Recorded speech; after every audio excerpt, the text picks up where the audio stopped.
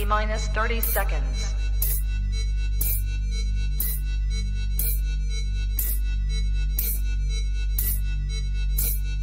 T-minus 20 seconds.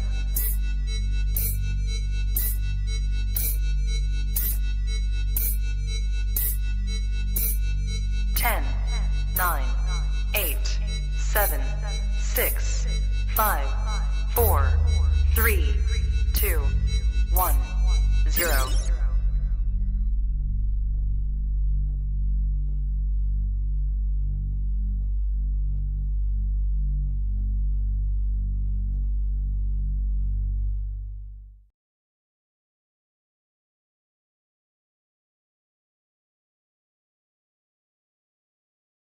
Good. You ready for do more in the future? Trap Talk podcasts? Yes. Man.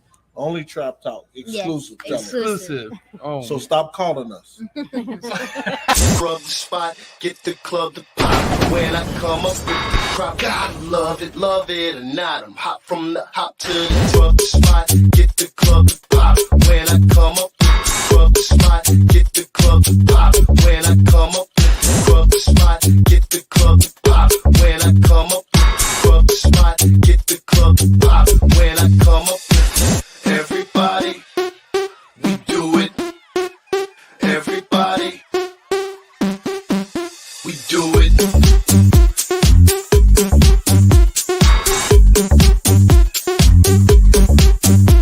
Do it. Do it.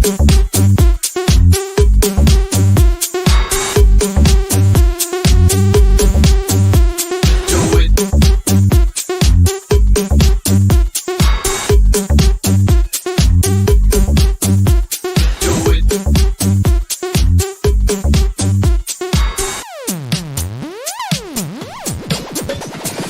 Rub the spot, get the club to pop. When I come up with the rub the spot, get the club to pop. When I come up with the rub the spot, get the club to pop. When I come up with the rub the spot, get the club to pop. When I come up. Hello, everybody. It's Jeff and Avery here. This is the Trap Talk podcast, and today it's me speaking with Avery here. All right, let's get it. I'm here. All right. And so first I want to give out a shout out to a sponsor here, which is the Reptile Super Show. Rami puts on a hell of a show. It's a very great reptile show. I've been there a few times way in the past. I started coming back recently, and I can't wait to do more shows. Always a good crowd. Rami puts on a really, really nice show, and it's a lot of fun. So, Hey, Junior. Hey, Junior. It's Jamie. Can you please talk about Reptile Talks? Can you talk Reptile Talks, yeah. Yeah, the Reptile Talks. Yeah, that's in May. That's in Anaheim. I will be there. I will be one of the speakers at the Reptile Talks. I'll also be releasing a new Hognose project there and talking about some, I think, like, new ideas and information about Hognose snakes that I may not have covered before. And I'm going to go in depth probably, a lot. When you can see it's in the, and I think it's like May 17th, 18th, and 19th. I think the actual date, I should get to one of the flyers. But that's in May. It's in Anaheim. And also, please support U.S. ARC. They advocate for our rights for, reptile ownership. They're very, everybody knows or should know U.S. ARC. That's the whole organization behind, like, nipping regulations in the bud or, like, proposed regulations that could infringe on our rights for owning, reptiles and amphibians, which we hold near and dear. And so they've done a really great job. And U.S. ARC is definitely an organization that the reptile hobby needs. Okay, somebody put Reptile Super Show. Yeah, May 17th through 19th. Yeah, thank you. So anyway, today we're here with Aves. This is Avery. She breeds fire skinks, which is not like a commonly kept like species of pet skink in the community. You kind of see them here and there, but nobody's really done a whole lot with them. And there's actually morphs now, and Avery has some of those morphs. I do, yeah. I am one of 2 people in the country working with morphs in fire skinks, in particular the Dietary gene, which is a recessive. It has a allelic form, which is often referred to as a xanthic, but it's not a true recessive. It just is a darker version of the Dietary gene. I produced the world's first prism fire skinks, which are a visual patternless anery. They're like a translucent looking, like purpley skink. They're super cool and very iridescent. How many fire skink morphs are there like currently?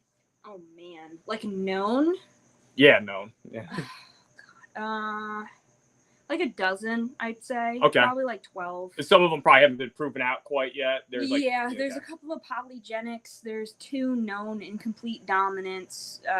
There's a couple recessives, and then there's like hypo, but the hypos that have existed have died. There was true melanism, which was a recessive, but the guy got like arrested. Really? Yeah, there was like a bust, and they took the skinks, and nobody knows. And this guy happened to have the only melanistic fire skink? Yeah, he hatched them randomly out of 2 normals. Really? Yeah, it was a true melanistic, and he hatched like the whole clutch was all black. Oh, really? Yeah, and interesting. It wasn't like cobalt, which is the super form of patternless. So Gotcha. It was a different gene, like entirely. Now, what got you into fire skinks? I got my first fire skink when I was 14. Yeah. From a pet store that had like one for adoption. I had heard of them through a app called Amino. I don't know if anybody's heard of Amino before, but it was pretty popular like 6 years ago. And I saw somebody have them, and I was looking everywhere for like CBB, and nobody bred them anywhere. And I hit a lot of dead ends, like asking about them, where can I find and nobody was like breeding them, and the people that knew of them were like, yeah, good luck.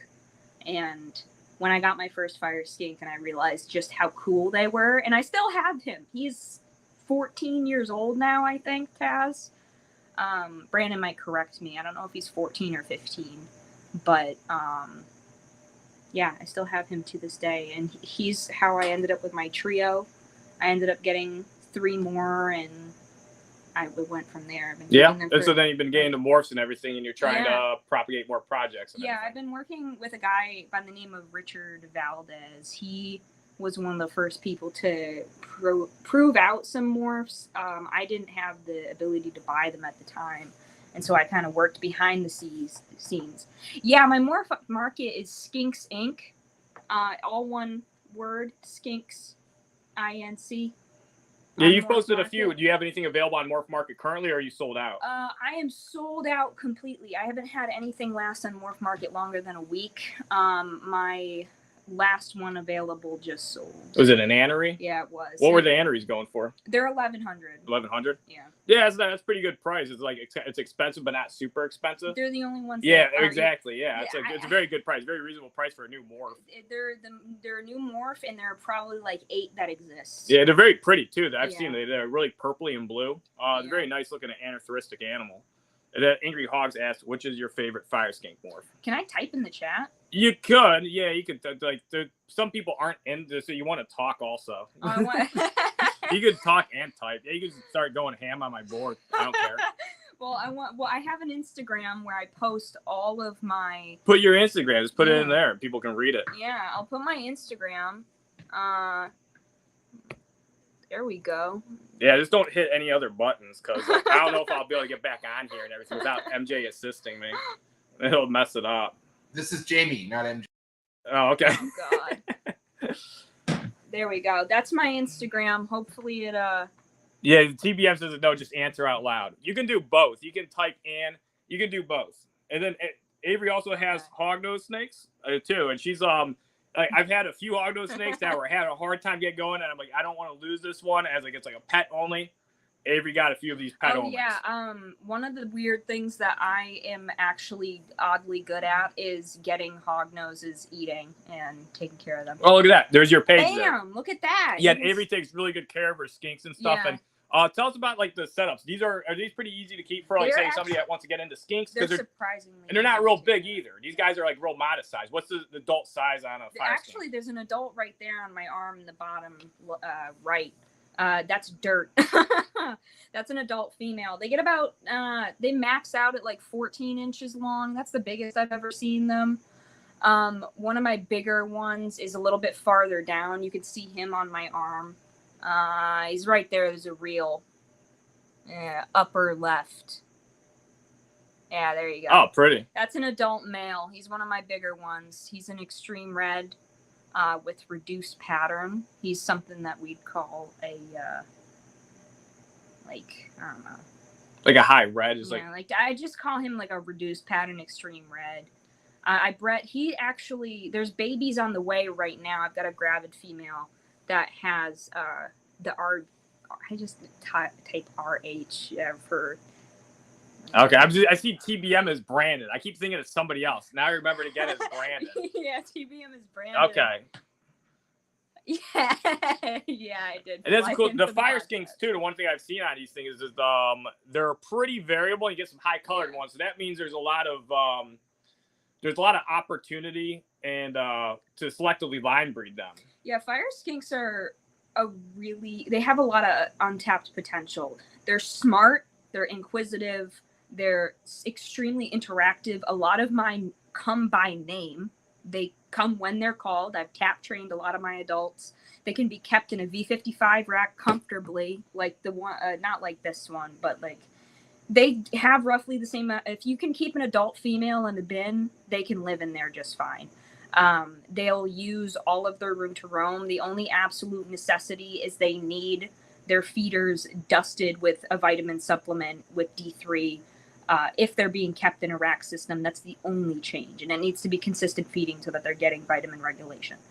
But other than that, they can do very good in a rack. And I've raised all of my babies this season in the rack, and I have yet to have any problems. So. And they're insectivores. So are you feeding these things? And you feed them like just mealworms, crickets? Food. They will. You eat like just like a blue tongue skink. My babies, if they're comfortable eating, some of them don't like it. But I have adults that go absolutely crazy for like scrambled egg, dog food. What you can feed scrambled egg. That's pretty convenient. That's good. Yeah, they'll eat a lot. They have a wide variety of food. Like as long as they've got good protein variety, good insect variety. Some of them will eat greens, but they don't really. They'll eat greens. They don't really digest them too well, though. Okay. Roughage isn't too great for the digestive system. But they're minorly. Yeah, one question: are they arboreal at all? They'll try, but they're terrible at it. So they're fairly terrestrial. They look like a skink. They got that long, sleek, snake-like body and small legs. They're terrestrial and they're a burrowing species. They create pretty elaborate tunnel systems in the wild. Oh yeah, so he said Avery really flew in for the podcast. This is just simultaneously happened. Yeah, she's working on an art piece here. Yeah, I've got art behind me that I'm working on. Yeah, so it's another big piece. It's another playing card. So you see this big playing card up there? This is the new one right there. Yeah. Right there. Right there. And so it's going to take her a little while. And these are like kind of hard to move and to transport and everything. So Avery found it just easier to do it here. Yeah. And that's one thing. Like she convinced me to like do an art piece like 3 years ago. I was like, I don't know if I want to do art. And it she's was like, actually in trade for a leopard gecko, guys. Yeah.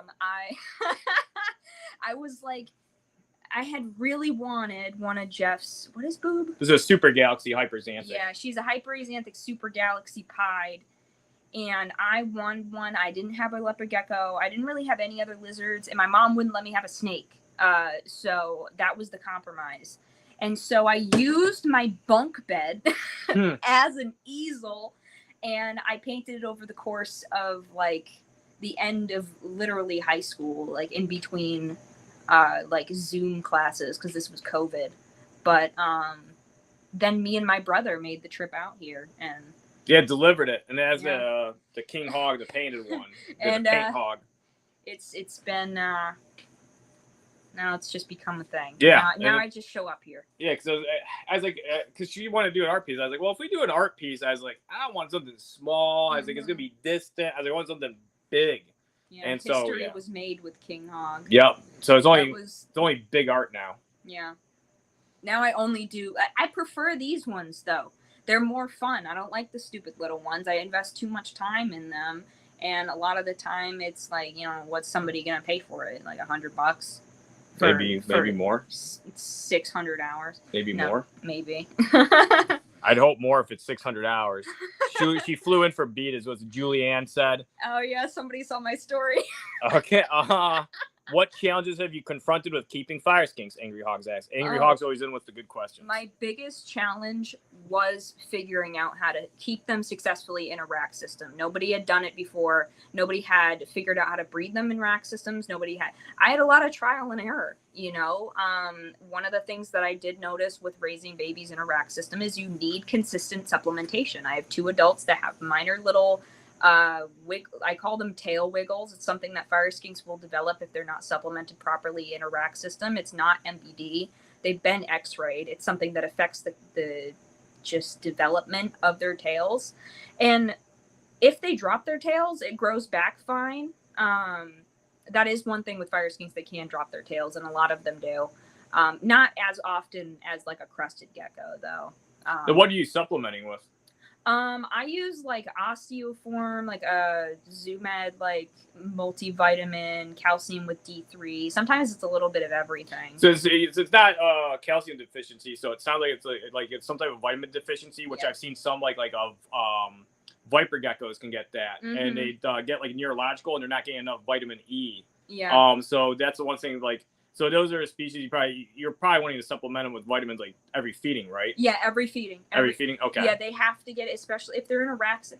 If they have, even if they have like, it's just it goes across the board with CBB fire skinks. And one of the things that I noticed with people that'll get in wild caught individuals is they don't supplement properly, and they'll have issues later on down the road. The skink will be sluggish or, have issues. Yeah, no, it's not an MBD issue. It's just a vitamin thing. And Space Serpent says, "Don't forget to hit that like button." Yeah, hit the like button. And this is Avery's first. This is the first podcast you ever been on, right? This is the first time I've talked in front of this many people. Yeah, really? Okay, awesome. You're doing a great job. Yeah, they're incredibly smart lizards. I absolutely love them. Brandon, when I first moved in, he was like, he wanted to focus on leopard geckos. Sorry, Brandon, but He didn't understand until he started seeing me interact with them, and he noticed, man, these guys are cool. Like, these are really cool. And even my wild caught, like, fresh imports have been smart, handleable. I've only had a handful of individuals when, actually try to bite me. Yeah. And, I've had 2 that have tried to bite me. Hannah from Fairly Hog Parents asked, she just asked kind of about that. You pretty much answered, but temperament and if they vary. Temperament-wise, it does vary, and it depends on your interaction level with them. If you're interacting with them from, a baby and it's, regular, they get used to you. I've tap trained mine. They'll come out when I call them, But, yeah, Dirge is so confident. My skink Dirge, his name is Skeledirge. It's actually the Skeledirge. Yeah, it's the one that you guys saw on my arm, my big guy. He is incredibly smart, and he's very confident, and he'll climb right up onto my arm. I've never been bitten by him. The only one I've been bitten by is my old man Taz, and I think that's because he's got a cataract. But overall, I don't really have issues with their personality. Some of them are shy. They're very fast, so you have to be... are they regulated? No, they're not CITES, no. No, not at all. No. They're such an uncommon species currently that there hasn't ever been an issue. I'm pretty sure they're exported just about everywhere. I'm going to plan to export eventually once I have more individuals. Yeah, they're exported out of Africa fairly often, but they're wild caught. And so that's the thing. She's trying to propagate captive born ones. See, the issue that I ran into, yeah, they're very fast, especially babies. That's the one thing. I leave a note with all my babies that go out. Everybody gets a note that says, please don't open me until I'm home. Wait until I'm going in the enclosure, because babies will keep you on your toes for sure. But yeah, I don't think they're CITES or anything like that. They're exported just about everywhere. And the adults, once they get to adults, and you're they're not that fast anymore because they get pretty used to you. They get more confident. It's a confidence level thing. I've noticed that the smaller individuals, like the little males, will be a little bit more skittish of each other. There's definitely a dominance level. Now, when you pair them, is there any like do they ever have like territorial or aggression? You have to watch them for sure. You can't just put them in together. You can't just put them in together and hope for the best and walk away. They will pair pretty quickly. If a female's ready, they'll pair in like 20 minutes tops. Oh, really? Yeah. Yeah, the blue tongue skinks are like that too, right? Yeah, like, I watch them. Like the northern blues? I watch them pair. I separate them. I give them like 6 days. I pair them again, and usually my females will lay. Sometimes they'll triple clutch. I usually average 2 clutches per female per season. Okay, that's yeah, because they'll lay multiple clutches throughout the season. Yeah, like, right back to back. What's the most possible? The biggest clutch I've ever seen was 10, but it averages 4 to 6. And then, like, how many clutches? Like, you said up to 3. Have you seen more than 3 clutches in a season ever, or no? Twiggy did 4. She did 4? Okay. She did 4, but by the last one, there was just 2, and they were both infertile. Yeah. And so these captive-born ones, they do really well. Because I know the wild-caught ones could be a bit sketchy and stuff. Yeah. And it's like, and that's the thing. The whole reason of importing animals is they actually kind of get them established and start breeding them. And then the cool thing is, though, there's more of a reason, or it's not so much there's more of a reason, but more of an incentive to help propagate them now because they make good pets, and also you have all these new morphs. So you got projects you can do. Yeah, early on, I know that frustration of wanting to have something CBB and hearing everybody, oh, I have problems. Oh, they're all wild caught. Oh, they're all sick. Oh, mine died. It's like, I'm trying to eliminate that. Because even recently, I picked up 3 from just a reseller at an expo. I was like, I'll give these my best shot, and they didn't do well, and they ended up passing away. And it reminded me of what I do. You know, this is why I keep this species. This is why I breed this species, because I've heard too many stories of, oh, I love fire skinks. Mine was great, but it only lived 2 weeks. They're such a hard species to keep. No, they're not. Yeah, it's just a wild caught issue. It's just, it was an animal that came in and didn't adjust well to captivity. And unfortunately, that's all too common. There's like fat tail geckos are like that. They get imported a lot. And like, if you get them during the right time of the season, like end of summer and fall, they come in pretty good shape. But actually, fat tail geckos, one problem with them is all the wild ones carry cryptosis. Oh, man. And then the thing is, a lot of the wild caught ones just do terribly. But if you get a good, healthy captive-born fat tail, they're really good. Yeah. So, and that's the thing. It'd be cool, like, now that people are, you're starting to propagate fire skinks, and then you can get information out there about how great a pets he's making. You can, like, handle and work with them, and there's some cool morphs coming out. It's a fun species to work with. My males are definitely tamer. My boys are very chill compared to my females. As for size, they're not sexually dimorphic. I've got girls that are bigger than my males. As for enclosure, I recommend a minimum of a 20-gallon. If you are going for a more traditional glass tank of some kind. If you are going for a rack system, I do minimum of like V55 probably, or I use the A50s, the animal plastics ones, the boot box tubs. I don't know if you guys know what I'm talking about. I wish I had they're like 22 inches deep by 18 inches wide or 20 inches wide. They're probably similar to like my adult female hognose. Yeah, those tubs. Those are that's the ARS 50 series. So you can look at those. 50s. Yeah. They're very similar to those. Those are my adults live just fine in those. My really big male, though, I have one male that's almost 200 grams, which is incredibly uncommon, and he's morbidly obese. He should be like 150. But if they're huge, I do like a V70 tub if you're able to, but it's not necessary. Brandon's going to measure them right now. So yeah, Avery's got good eyesight. She's just like, she can see the questions. She's just reading them. Like, I'm having a little bit of a hard time reading them. Yeah, I'm trying to keep up. Yeah. Oh, this Trinity knows. She says she has animal plastics. Yeah, those are the boot box tubs. Very convenient. One thing is you want good airflow in your tubs because they need humidity. They need at least an inch of substrate. They need enough to cover themselves in. I use a mix of coco coir, cocoa chips, and some kind of sphagnum moss mix or peat moss mix to give them a little bit of humidity. And I'll do like leaf litter. All my bins have isopods. They're all like semi-bioactive. It's a nice little treat for the skinks too. Yeah, cool. Yeah. I deck them out. My skinks are kept pretty well. I can do I'll do a story at some point showing my bins. Yeah, and we had it pulled up earlier, but your Skinks Inc. is your Instagram. That is my Instagram. And is that the best way to look at your content and the skinks that you That is the share? place to go if you want to see my skinks. 22 deep, 15 wide, 5 high. There we go. But if you want to see my skinks, if you want to see updates on pairings, morphs, anything like that, that's the place to look. My primary contact is usually Aves of the Apes, but I do check Skinks Inc. pretty often. I check my morph market pretty often. And I do have wait lists. If you have a pairing that you want a baby from, I do have I'll take your email down or your number or whatever. Are you pairing your fire skinks now? What's the typical breeding season? Yeah, breeding season just started. I will have babies in 4 months. Oh, okay. Yeah.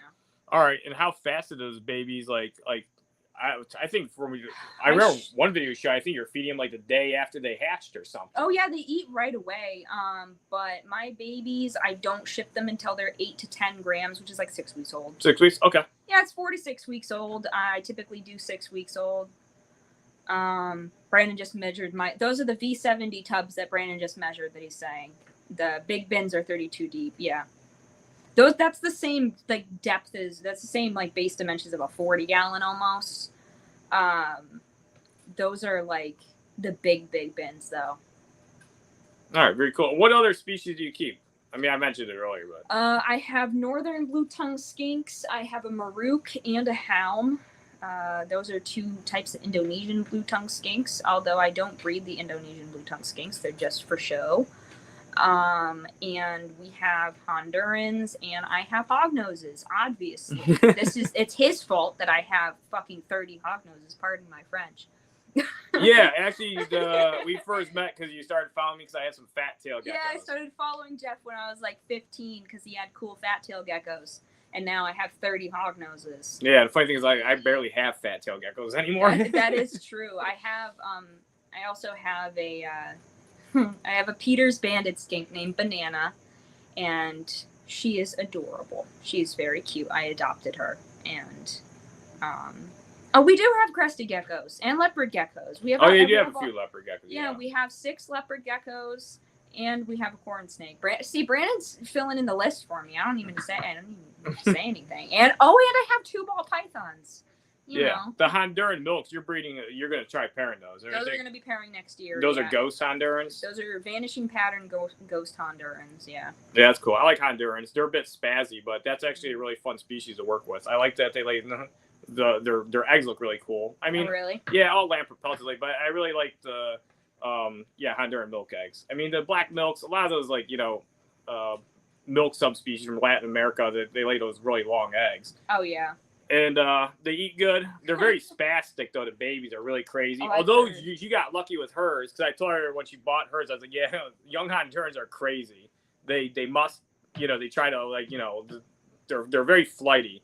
And she got one, and it was actually the most laid-back young Honduran milk snake I've ever seen. My Honduran milk snake, Moo, who I post sometimes, she is the most docile snake in the house, pretty much. She is so incredibly sweet.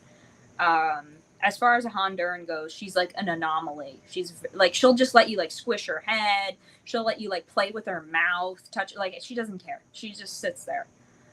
She's about 3 years old now, so she's just about breeding age. Oh, cool. Yeah. All right, yeah. So that's in any new fire skink projects that you're working on? My extreme reds are going to be the main one this year. Yeah. I will have some. I might sell one patternless. It'll be het for Prism, but that's an if. And get on a waiting list. Get on your morph market waiting list if you want one. Oh yeah, man. We'll see. It depends on my odds, but I will have some het aneries. A small percentage of them, not nearly as many as I had last year. The people that got them, I know Cody was in the chat somewhere. He got one of them. He was the last guy of the season to get a baby. Oh, really? Yeah. Okay, cool. He got my last one of the season. Oh, so that's good. We got some fire skink, like actual fans and I fire know. skink owners in here. Yeah, there's some people in the chat here. But yeah, my extreme reds are gonna be pretty good. I'm gonna have some patternlesses, hopefully. A lot of normals. In 5 years from now, that's a good question, Angry Hogs. In 5 years, I'm gonna have some really cool stuff. I have a couple of cool projects that I'm working on, and there should be some cool stuff. And the extreme reds, those ones, that's a polygenic. Is that just something you're selectively line breeding? Yeah, that's something I'm selectively breeding for. There is a false form of patternless, and it can be almost indistinguishable from true patternless. So true patternless in fire skinks is a incomplete dominant gene. It's the heterozygous form of a gene called cobalt, which is coined by Mike Schultz in like 2012 or 2013 when they came in. They got imported. But it got proven to be later as the super form. If you breed a cobalt to a normal, you get primarily patternlesses out of the clutch. And true patternless, if you compare it to like a really reduced pattern skink, the only distinguishing characteristic is patternlesses have an almost airbrushed look to their neck and their head pattern, and they have a stripe, a black stripe as babies down the center of their tail. It goes from like the base of their tail all the way down to the tip. It'll be one solid black line. And if you hatch a baby and it has kind of an aberrant pattern, and it like, some of them have I call it like paradoxing. It's almost like a form of paradoxing on patternlesses, where they'll have like splotches of like pattern or of cobalt coloration, of like black patches on their side. But they'll still be true patternless if they have that tail stripe. It's pretty cool. There's a lot of variability, and like that's what I said earlier. Oh, yeah. With all the variability, even in just like the wild types, there's a lot of different things you can do with selectively line breeding. And oh, absolutely. Darren says you should sell Prince of the King Hog. There will eventually. Oh, be there Prince will be. sold, True. Yeah. I just finished up the digital rendition of this, so it's been refined and it's been printed off and handed to Jeff.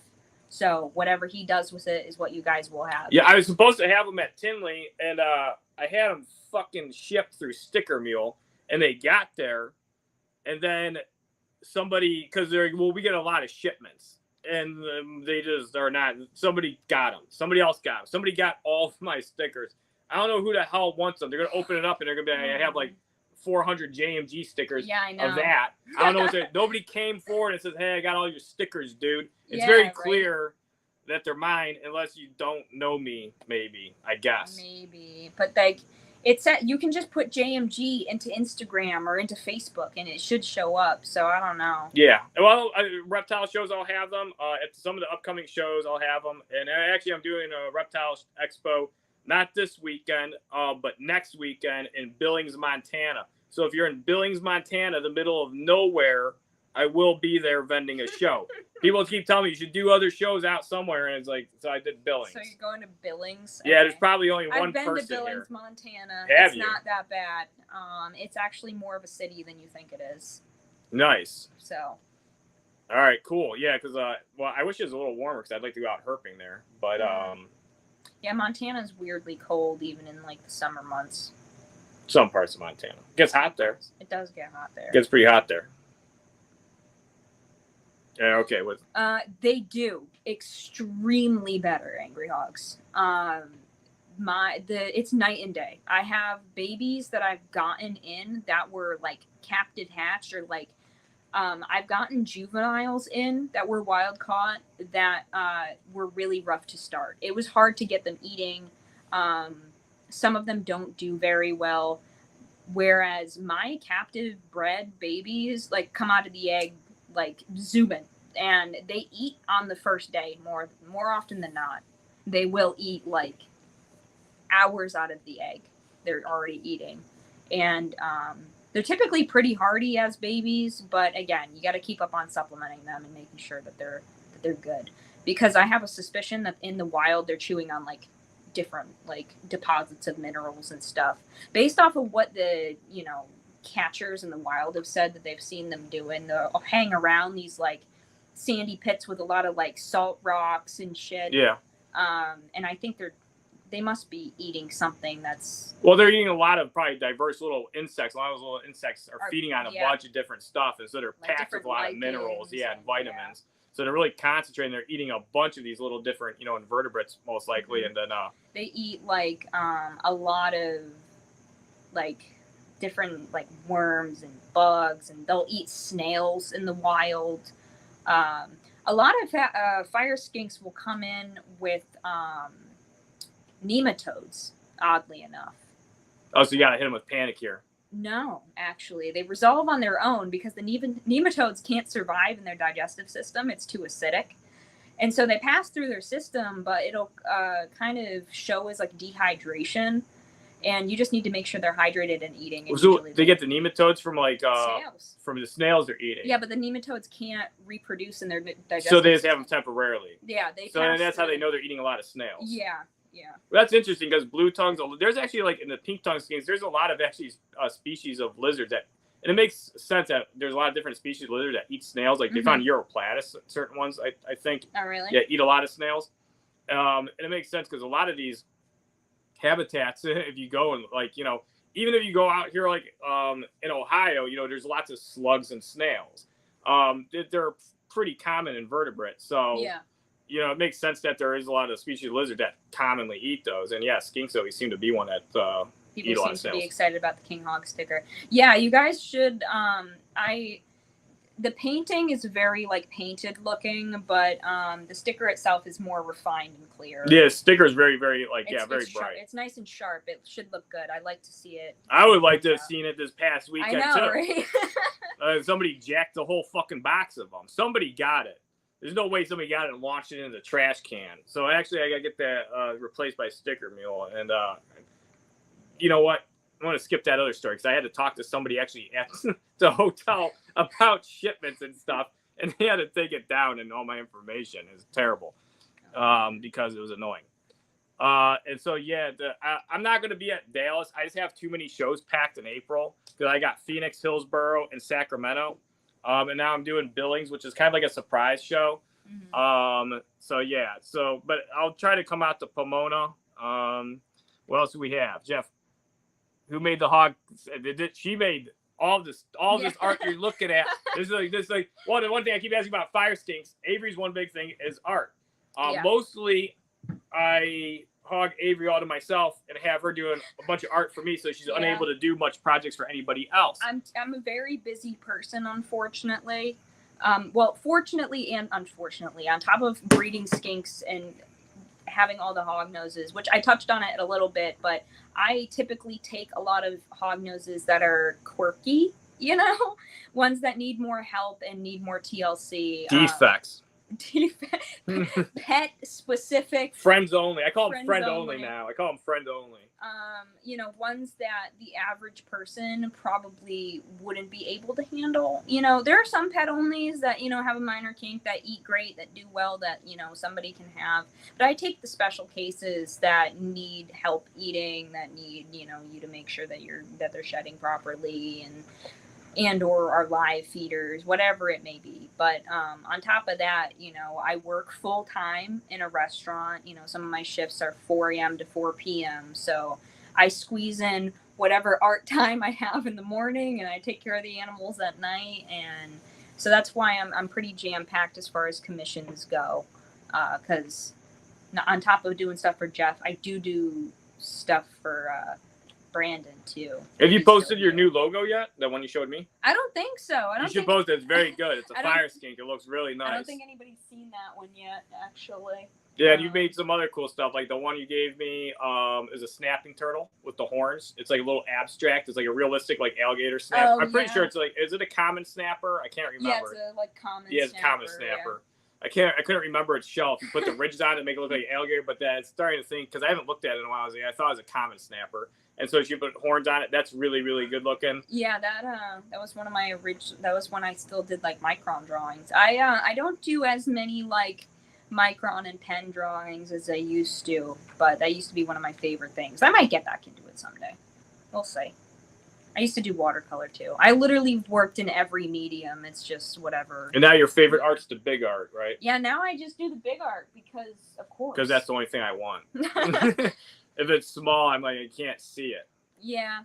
Well, I like stuff you can see from a long ways away, you know? Like, I like stuff that stands out. I think King Hog will always have a place in my heart, though. I love the colors on that one. That one is very nice. I can't wait to have prints of that and to put it on a shirt.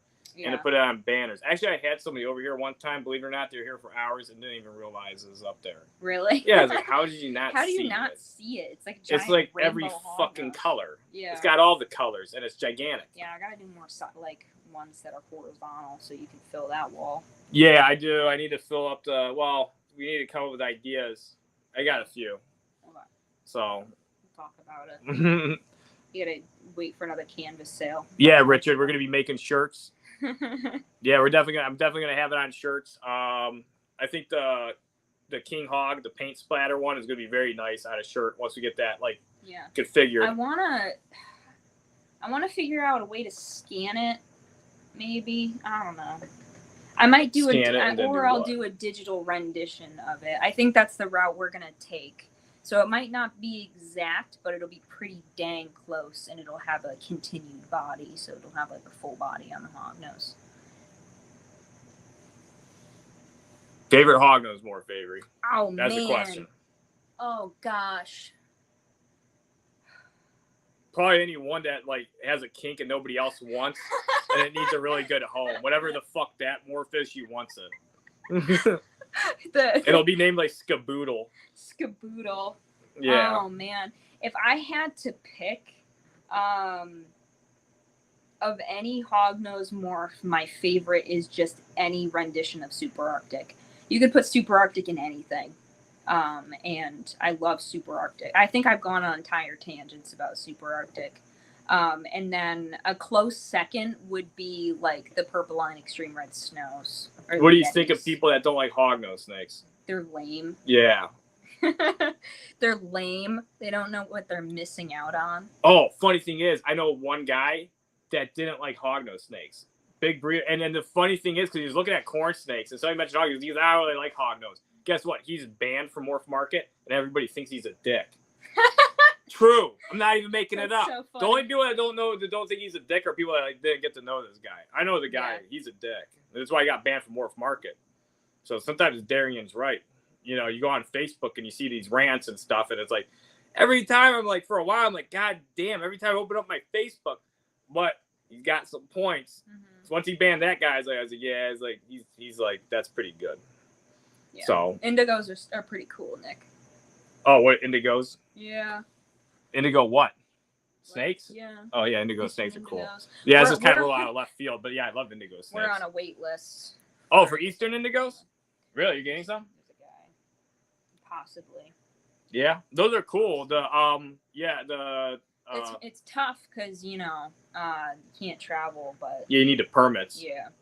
They're a very cool species. Mike's Monitors had some Mexican redtail indigos, and those you don't need a permit for. And then there's the Texas indigos. You know, a couple of years ago, somebody found an albino Texas indigo. Really? Somebody killed it. No. They didn't realize that snake was worth probably, somebody would have given them like $30,000. No problem. Probably, yeah. Jesus. Yeah, it's very sad. Very sad that they kill any snake, but it's really cool as an albino. But yeah, killing an indigo snake, was it Texas indigo? I hate seeing that stuff. There was somebody that found I think it was a type of leucism in like an eastern hognose. It was like that weird looking piebald one. Okay. Yeah. And somebody killed it. Well, there's been two of those in captivity, and they were both really? they get them on an all mouse diet, and eventually they the ones that were in captivity passed. Yeah, with Eastern hognose, I don't have really hardly any hands-on experience with the Eastern hognose. I do know a decent amount about them, or just the basics. That's definitely a species you need to really vary their diet, do portion control.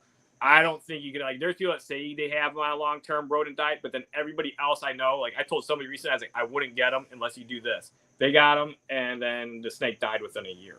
So I think that's a snake that you definitely need to. If you do have it on rodents, you really got to do portion control, small meals, supplement. But they're specialized amphibian feeders. You know, but you can do Reptilinks and other alternative diets. But some people say they're doing okay on rodents, but you know, I hear so many bad outcomes too. Shirts are going to be coming, Richard. And Hannah, thank you. You're very sweet. Yeah, thanks. Yeah. Thanks, Richard. We're trying to get the shirts. We'll have them soon. Shirts are going to be coming. The design has to be altered in a way so that it can be a PNG file and then be put on a shirt. That's why you have like the design itself, and there's like the open, there's like white, and then there's like going to be the open Q and or queen or like K or whatever, you know. Yeah, Trinity said I'm trying to scare her from Eastern Hogs. I'm not trying to do that. They're just warning people because, like, again, I hear people. Yeah, you gotta breed toads. Like, unfortunately, they're one of those species where I know Jeff probably hears it all the time, but consistently they're often not doing so great on rodents, and a lot of them pass eventually. So they do need toads or frog legs or whatever. And I've been hearing this stuff for a long time. It wasn't like I just nothing new. It's not. Yeah, it's not like I have some bias or thing. This is just information I'm hearing from many people over many years, and then just kind of putting two and two together, and then so that's all.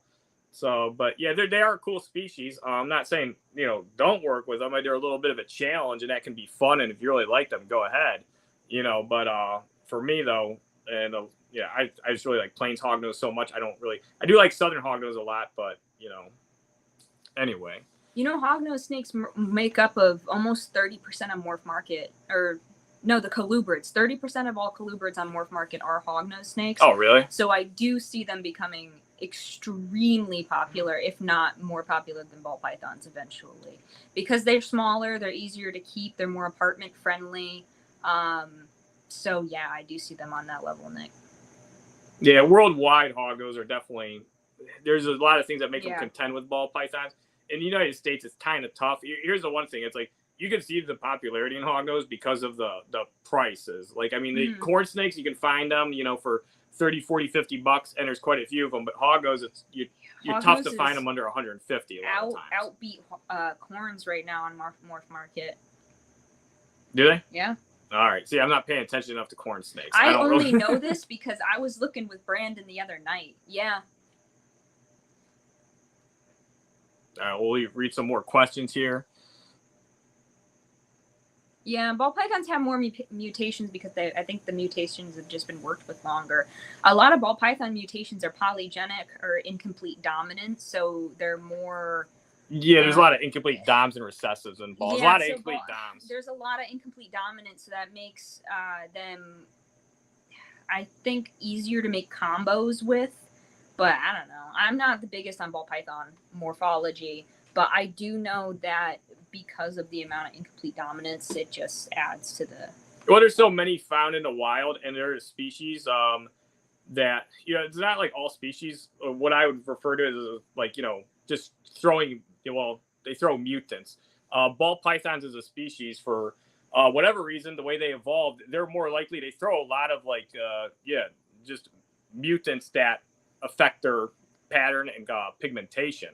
And that's the thing. A lot of these ball pythons are actually allelic, meaning it's the same loci, the same location of chromosome, the same exact alleles. They're just different mutants of the same allele. Like actually, Enchi and Cinnamon are mutants of the same allele. They're actually allelic. So you can't make a super Cinny Enchi or a super Enchi Cinnamon because you can only have one allele Enchi and one allele Cinnamon because it's on the same loci. So ball python genetics are extremely interesting. As far as hereditary traits go in the reptile community, I'd say ball pythons are definitely by far the most interesting. And so ball pythons are great.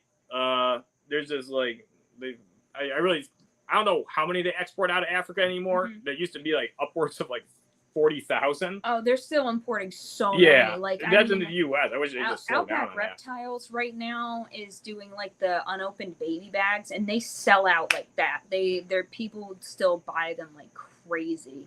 All right, Nick asked how quickly will you see a female like become gravid after a lock? That depends on the female's if she has follicles already built, or if she has to build and develop follicles and then, ovulate. Some of them are already kind of late in their ovulation. We had a girl that was bred in late. Like, it depends. Some of them are. Are you and Brandon breeding hognose right now? I know Brandon's got hognose. Yeah. Is he pairing right now? Yeah, he's pairing right now, yeah. Okay. I know I talked to him a little bit, but I'm asking you so you can Brandon talk about it. at Mellow Hogs just paired some lemon ghosts, Posset Sable.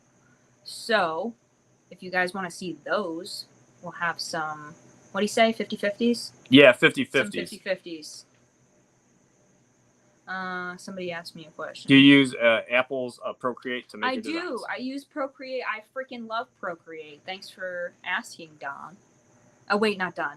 Jake. Sorry.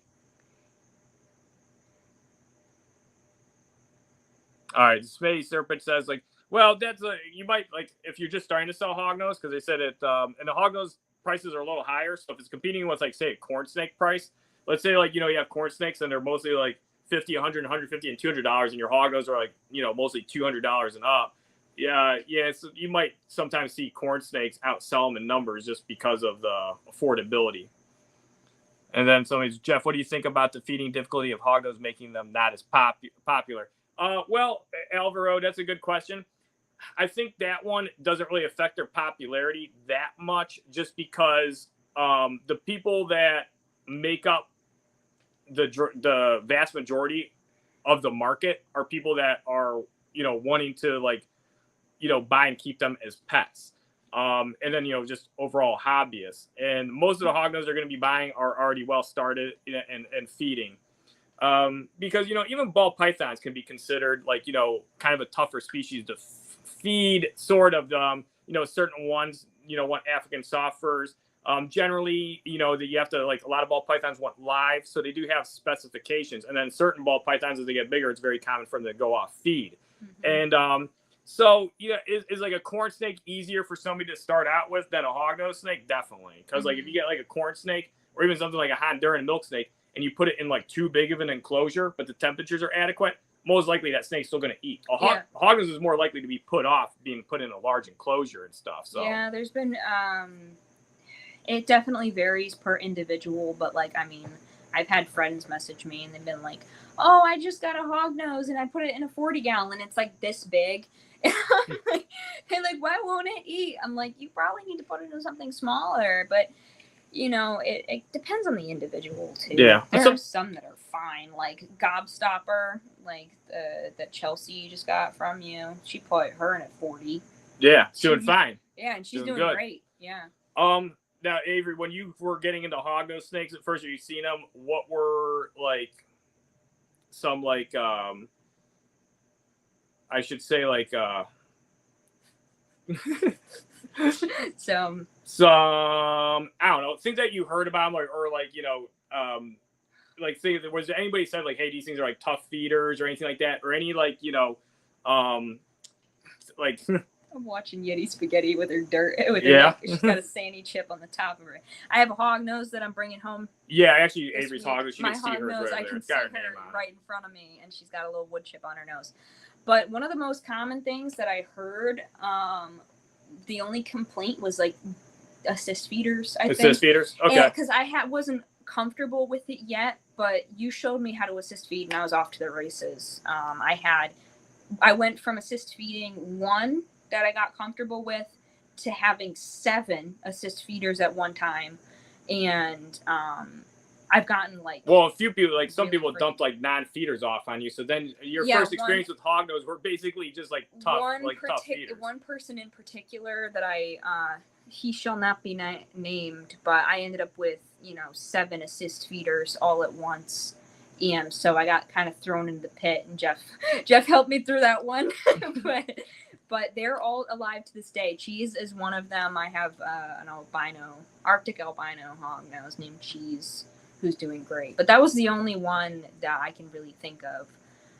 My first hognose ever was from Jeff, and it was brown, and I wasn't too fond of her. Really? Well, she's a sable.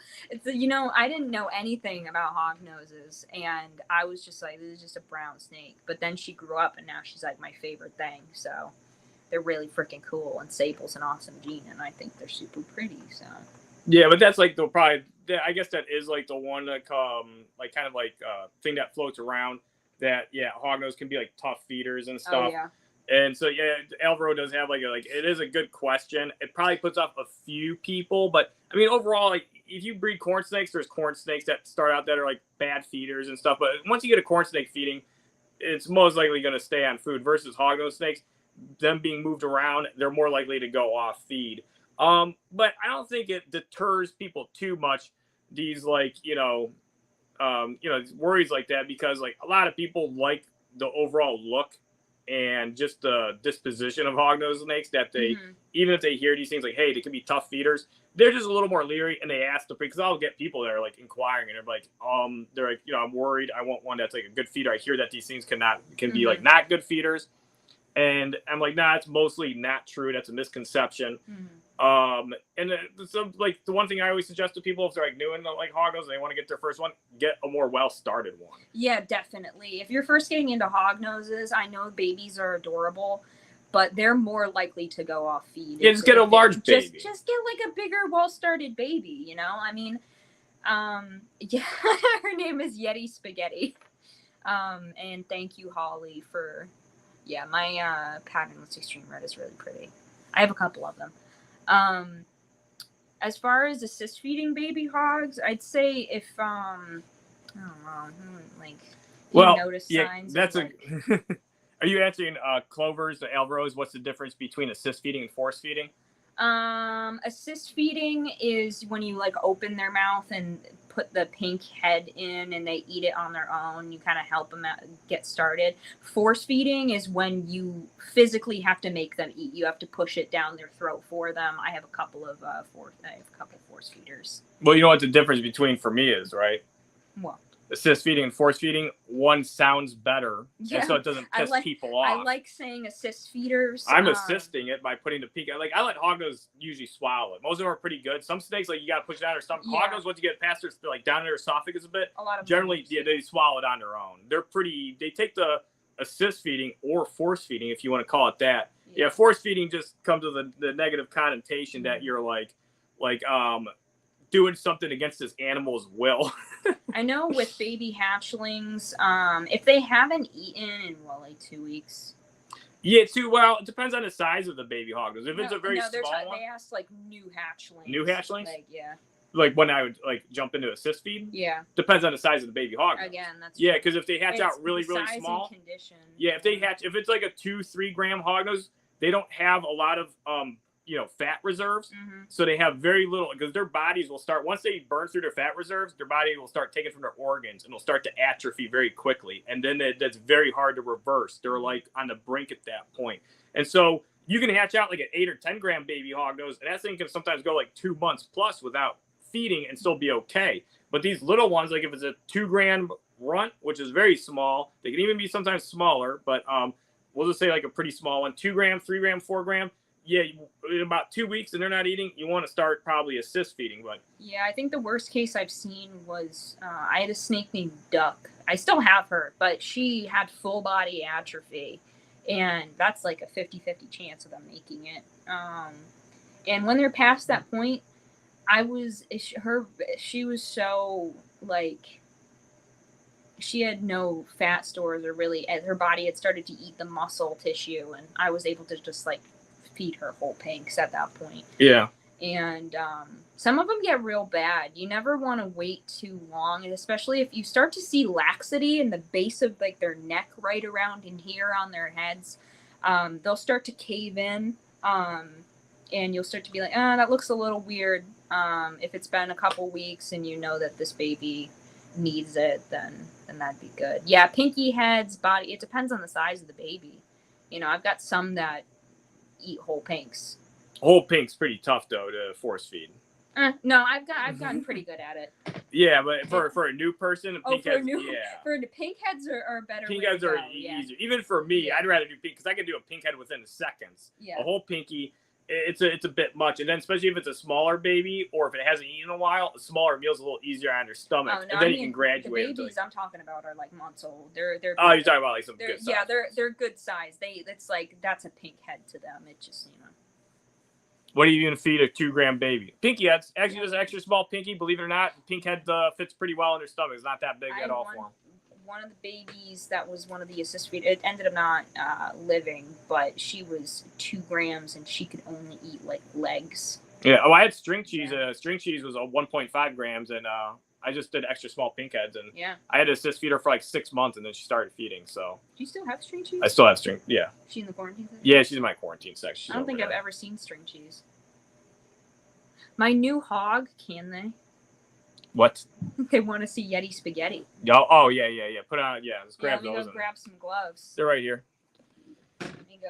I'm going to scooch around and grab Yeti spaghetti. Yeah. Have you ever had to assist feed a sub-adult or adult? No, I'll supplement an adult. Avery has. I've never actually had to.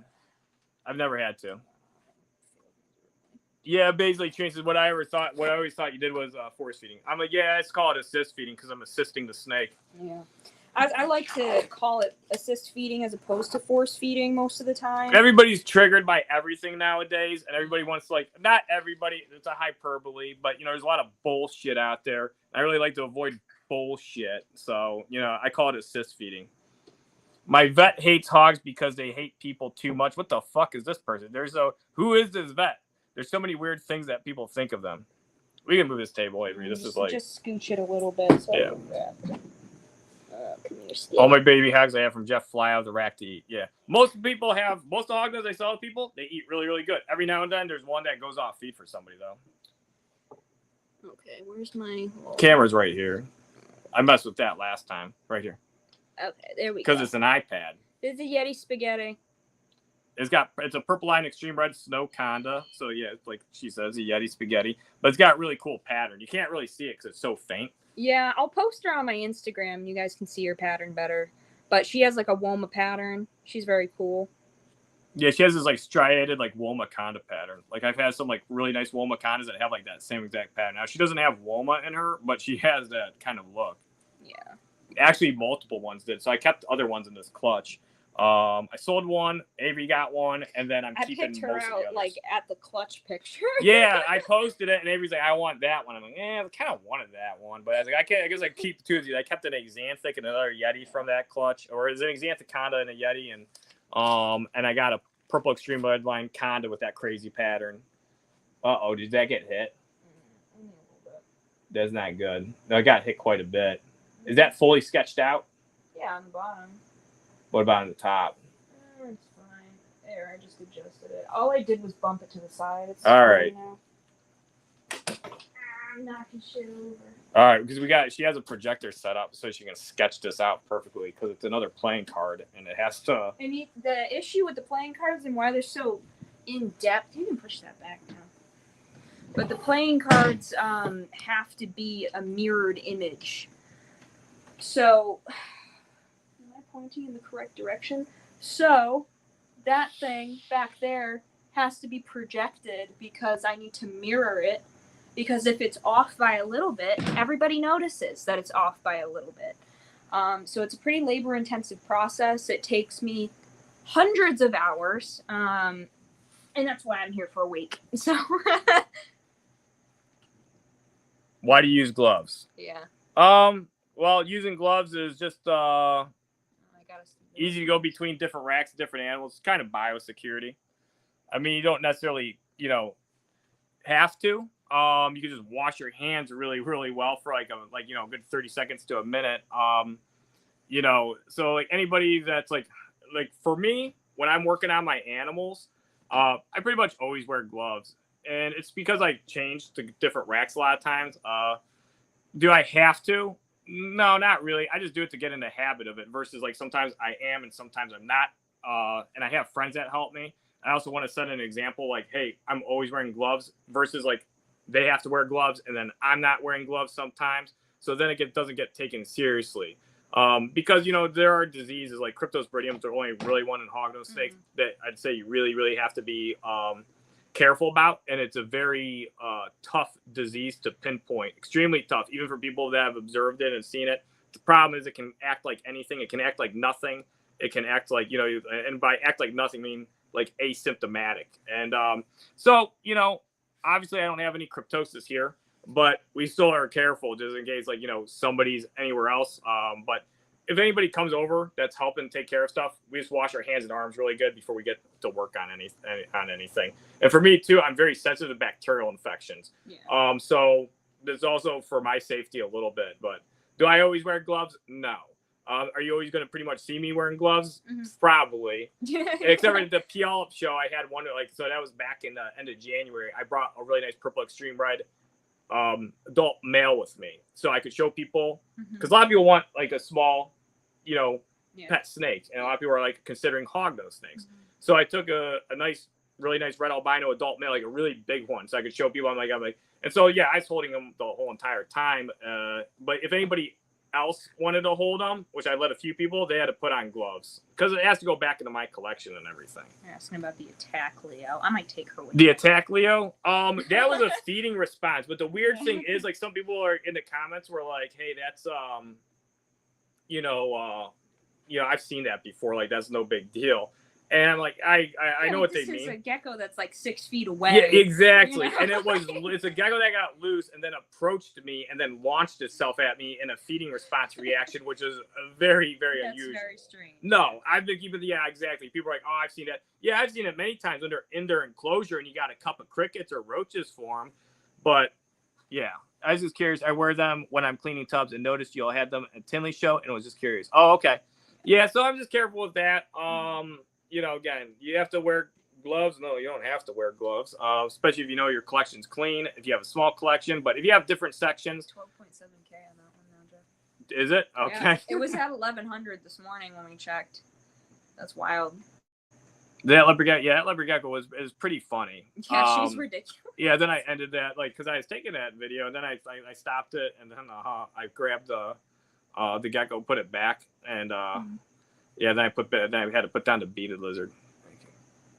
Yeah, the attack Leo. It was a pretty funny video. All right, I'm gonna scroll up, see if I missed any questions or anything. Sing happy birthday twice inside your head while washing your hands if you're going to go that route. It's like a solid minute and a half, basically, if you're going to. Yeah, and that's just between, like, touching certain animals and stuff. And, like, it's like everything in this room, like, I keep rooms separate. Everything's like, we got different utensils and supplies here. I mean, I quarantine in the same way Jeff does for my fire skinks. I use the same.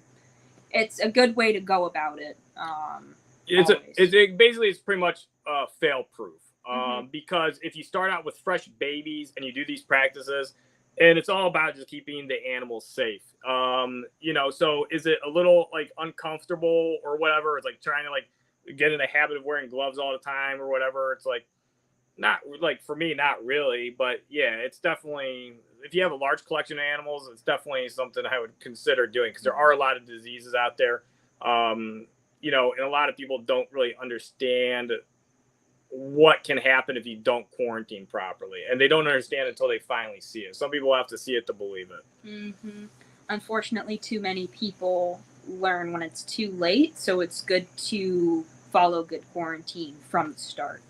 Or if you're not already following good quarantine practices, you should start, Yeah, so Nick asked about super Arctic storm clouds. I don't have any. Nobody's made that yet. Do I have the possibility of making them? Like maybe next year, but I probably won't, because I'll probably be making other combos. I'll probably be hitting on Arctic and Conda storms, but yeah, maybe not the super quite yet. Yeah, and for the quarantine section, it's Brandon TBM. For my quarantine, I'm the only person allowed to work on my quarantine, and that's it. The quarantine is the only area that really kind of scares the shit out of me, and the only one that I probably really, the really only one I have to wear gloves in. But yeah, you gotta be definitely careful with that stuff, because when you get hognose from like 3 or 4 people, your chances of getting something that's sick, it goes up exponentially. And there was like large outbreaks of cryptosis in the community like 4 or 5 years ago. I'd say it's like about 4 or 5 years ago, and that's still not completely resolved. And yeah, and Trini says she's scared of that. Yeah, it's just good to be aware of it, and that's Yeah, you don't have to be scared, but you should definitely be cautious of it. It's one of those things that is highly infectious, so making sure everything is clean, using a high-grade peroxide on your tubs for cleaning.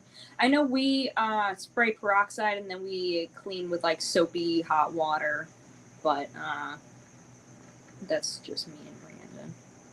I work with a lot of unknowns in fire skinks because they are so new. I've come across some what I believe to be maybe parasitic infections or diseases in fire skinks that have not been documented to my knowledge. I went to a vet a couple years ago with one that did not make it. And those tests came back negative? Negative for everything. But you know it had something. But I know it had something. Yeah, see, that makes you wonder if it's like poop, yeah, you know, if it has something like coccidia or even cryptosis from some wild species. They hold tested for crypto, they tested for coccidia, they tested for all different parasites.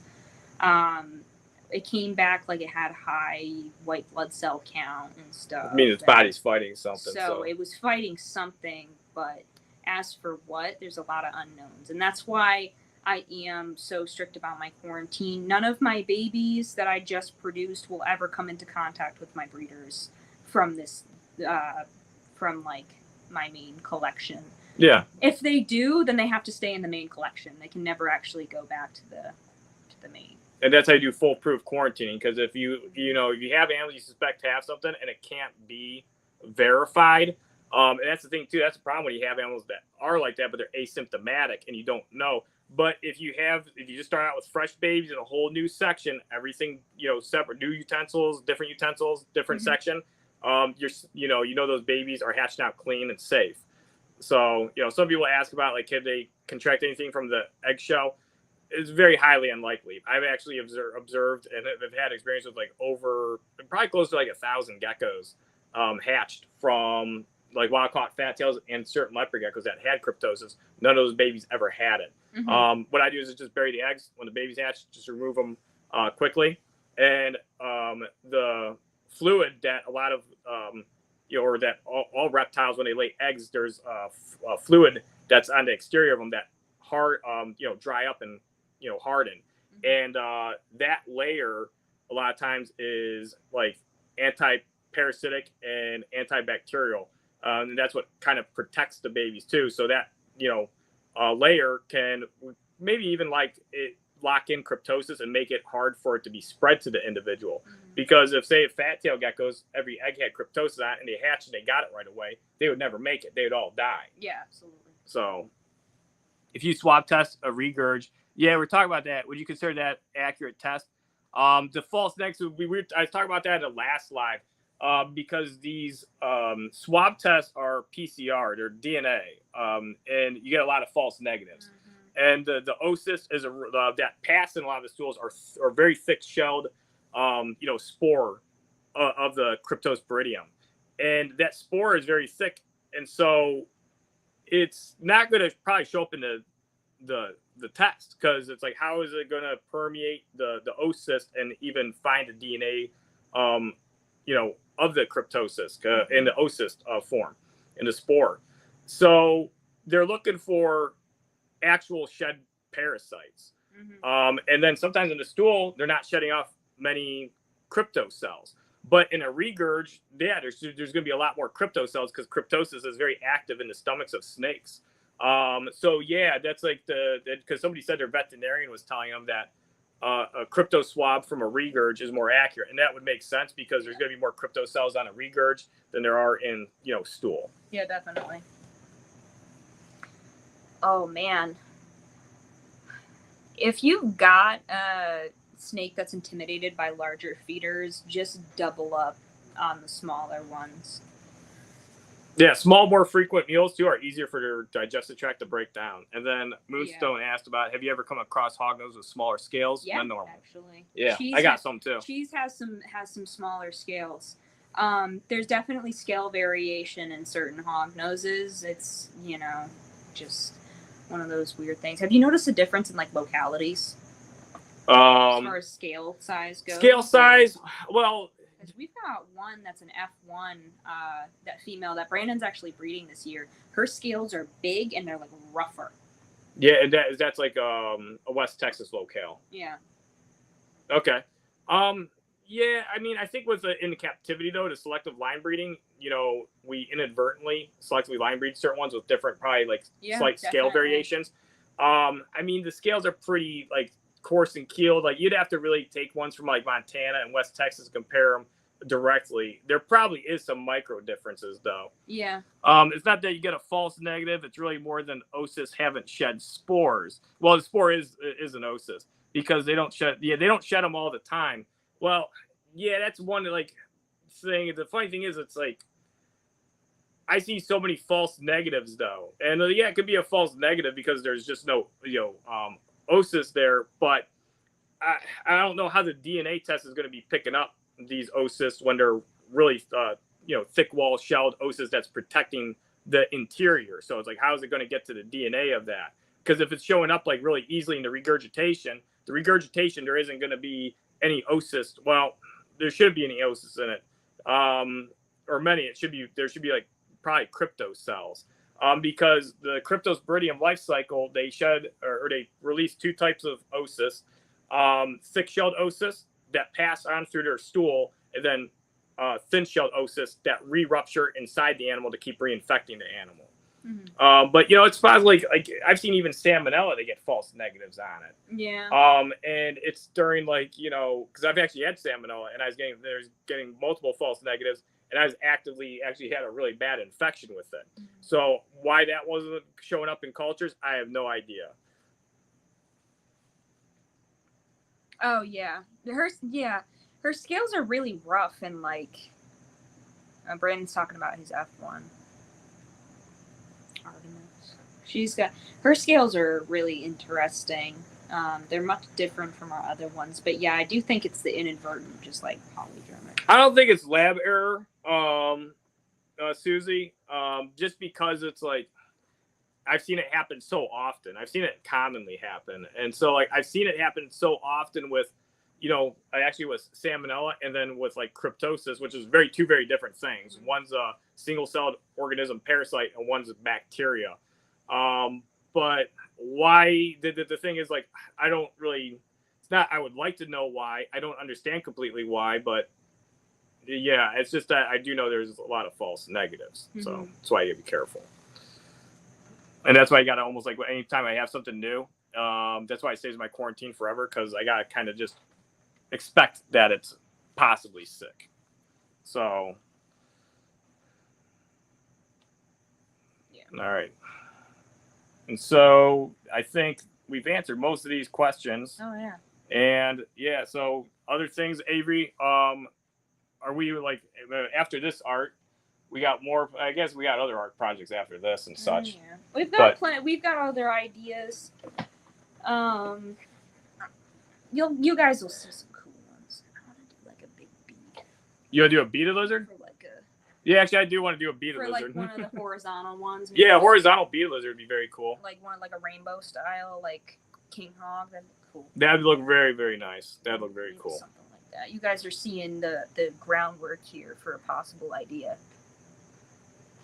Now, let's see, something else I could ask you about. Like, I guess, what is, can you think of anything that you've learned from, like, say, like fire skinks or hognose snakes that's like really stuck out? I know you talked about supplementing, quarantining. Quarantining was something that was very profound, and I think coming here for the first time, like 5 years ago or whatever it was now, 4 years ago, like I remember, I had mini heart. Like I was thinking about it the other day, and I was like, "Man, you were probably having a little heart attack." I was like, writing. Like I just grabbed like a pen and I was labeling shit at random. And Jeff was very nice and very please don't do that. Now I know way better, but learning about quarantine was for sure like a big one. And yeah, I think that's the one that most people at first get skipped over on is quarantine. Yeah, people don't think about it, and it should be something that I talk about it now with my customers regularly, and they're like, "Oh, what do you mean quarantine? I thought you only had to quarantine for like 3 weeks." And I'm like, "No, sometimes quarantine is a lifetime thing for certain animals, especially when you are breeding and you have Like, again, most of my individual breeders are wild caught or first generation captive bred. And they're all, in the quarantine section. They're all like away from my babies, and they will be forever, and that's just how it is. Yeah, you labeled one of my Hognose. You were naming Hognose. You wrote salmonella onto one, and then Tim's like, he's like, this fucking snake has salmonella. He goes, what the fuck? I'm like, no, Avery is writing on tubs, man, with chalk marker. I didn't know that. And he's like all confused. I was like, the snake's name is Sam. I was like, wipe it off. The snake's name's not salmonella. We're not naming it that. Oh man. Yeah. So yeah, it's like of all the things, usually, what are you gonna name another one? Cryptosis. Here's cryptosis, salmonella. This one, what's the next one's name? This one's dying. This one's sick as fuck. Yeah, sick as fuck, but like, Yeah, terrible name. You got way better at naming. Piss Baby's good. Yeah. Skadoosh. Skadoosh is a good one. We got Yeti Spaghetti, Lucifer. No, Lucifer's Bluebee. Blue Ferrigno. Blurple. I don't know. Y'all, give me some name. I have a Super Arctic Conda male. You guys may have seen him on my story. I am Carl God 69 420, super cool. Oh yeah, that shit. I was first. What are you talking about? I was like, oh yeah, I made that up. Yeah. Avery got a Hognose for me. I got like threats from people that were like, where? Oh, I wish I knew that guy, who that guy was. Like, I can't find his at. Like, I can't believe how lucky he got. And yeah. He's really cool, Super Arctic, with like a bluey, purpley side. And if you guys have cool names that you can think of, let me know. Yeah, he's a really good looking Super Arctic Conda. Double-het sunburst. Yeah, he's got the really high black-blue sides with it's like purplish blue. It's very pretty. Yeah, I've got like Shrimpy and like Insano Pat. I have a couple of cool names: Swanger, Bidoof, Insano. All right, and Hannah said, how far should you keep your quarantine animals from your collection if you have one reptile room? Across the room is like the cryptosis isn't airborne. None of these things are airborne, so very unlikely that you're gonna encounter a virus with reptiles that is airborne. I don't even think there are any. A dinovirus, but I don't know how that works. That's pretty much it has to be transmitted through touch. Say if they were exhaling it, the radius of animals, small animal like a Hognose's breath is going to be very limited. I mean, if you're dumping stuff out, but it's like I don't think there's anything you have to worry about with that. Yeah. If you have only one room, just keep stuff on opposite sides of the room, and that's good. And just be careful. Wash your hands. Do gloves. Have separate utensils. That's it. And well, if you're ever going to work on, like say if you get new animals, always work on those ones last versus say if you have fresh hatched babies, work on your fresh hatched babies first, or take a shower before you work on those ones. And then you're good. 3 feet away, and the rest have all my own separate supplies. See, yeah, that's good. I've been breeding ball pythons since I was 14 and can't tell you how many people will ask if they need to quarantine before putting them into their collection. It blew my mind. Yeah. How many people don't quarantine? Yeah, a lot of people don't. Yeah. It's a little difficult. That's the thing. It's like a lot of new people, like, I've had people spend like tons of money on animals before, and I'm sure it's the same thing. They find out afterwards. They're like, oh, these animals can get sick. It's like, yeah, there's sicknesses out there. Yeah, I'm at a point now where I talk about it almost first when I have individuals that are going to somebody that has fire skinks already. Especially like wild caught fire skinks or just anything like that. Yeah, and that's why you're trying to propagate captive born ones. So then you don't have to worry about quarantining as much. You can get a healthy fire skink that's going to do well, and you're going to pay a little more than a wild caught, but you're supporting a small breeder. You're supporting captive, breeding. That's just really morally and ethically a lot better than just trying to save some money to buy a wild caught. Yeah, absolutely. People will pay $40 for a wild caught skink that dies in 3 weeks, but won't pay $150 for one that'll live a lifetime. Yeah, it happens with fat tail geckos because the imports come in pretty cheap. But the fat tail imports, they definitely don't do that well a lot of times because they have cryptosis. If you get one that's in full remission and it's got good body weight, they actually do fine. You can keep those for a long time. But if they ever break out, it'll get bad. But sometimes they don't, because I've had wild caught fat tails many times. One of my first pet geckos is a wild caught African fat tail gecko, a male I got for like $20, and he did fine with cryptosis. And he definitely had it. They all have it. Yeah, Moonstone, knowledge will not scare away the right clients is very correct. Yeah. You just want to give the information though. Yeah, you want to give it in like a palatable way. You don't want to be like, hey, you need to quarantine or else everything in your like the collection will die. Like, you don't want to be like scary. You have to be nice, you know. You have to be educational without you know, being a dick about it. You got wild captive bred Leo. Yeah, the one that got loose. The thing was, well, it didn't really act too wild. It acted like I had food and it lunged at me. And honest and true, okay. Was be real and be honest and true to the facts of information and knowledge you've learned on your journey. Yeah, exactly. Yeah. But like Avery says, you gotta give people the information in a palatable way. You don't want to like overwhelm them or scare them off. Because I've definitely done that before. Like, I've done it. I did it recently with an anery female that I had available as a pet only. She had a tail kink. She hatched with a kink in the base of her tail that would make her unbraidable. I highly advise not to even attempt it. And she's now going to a good friend of mine. But there was somebody that had been interested in her, and I like sent them like the care sheet and was like, hey, look, this. They like ghost. You know, they were a little bit overwhelmed, I think. But you know, that was my first instance with that. Usually people like jump on it and are pretty excited about having the care sheet. Because I do. If you want to message me about like having solid information, over the last 4 years, I've created a Google Doc that I'll eventually have like printed into booklets.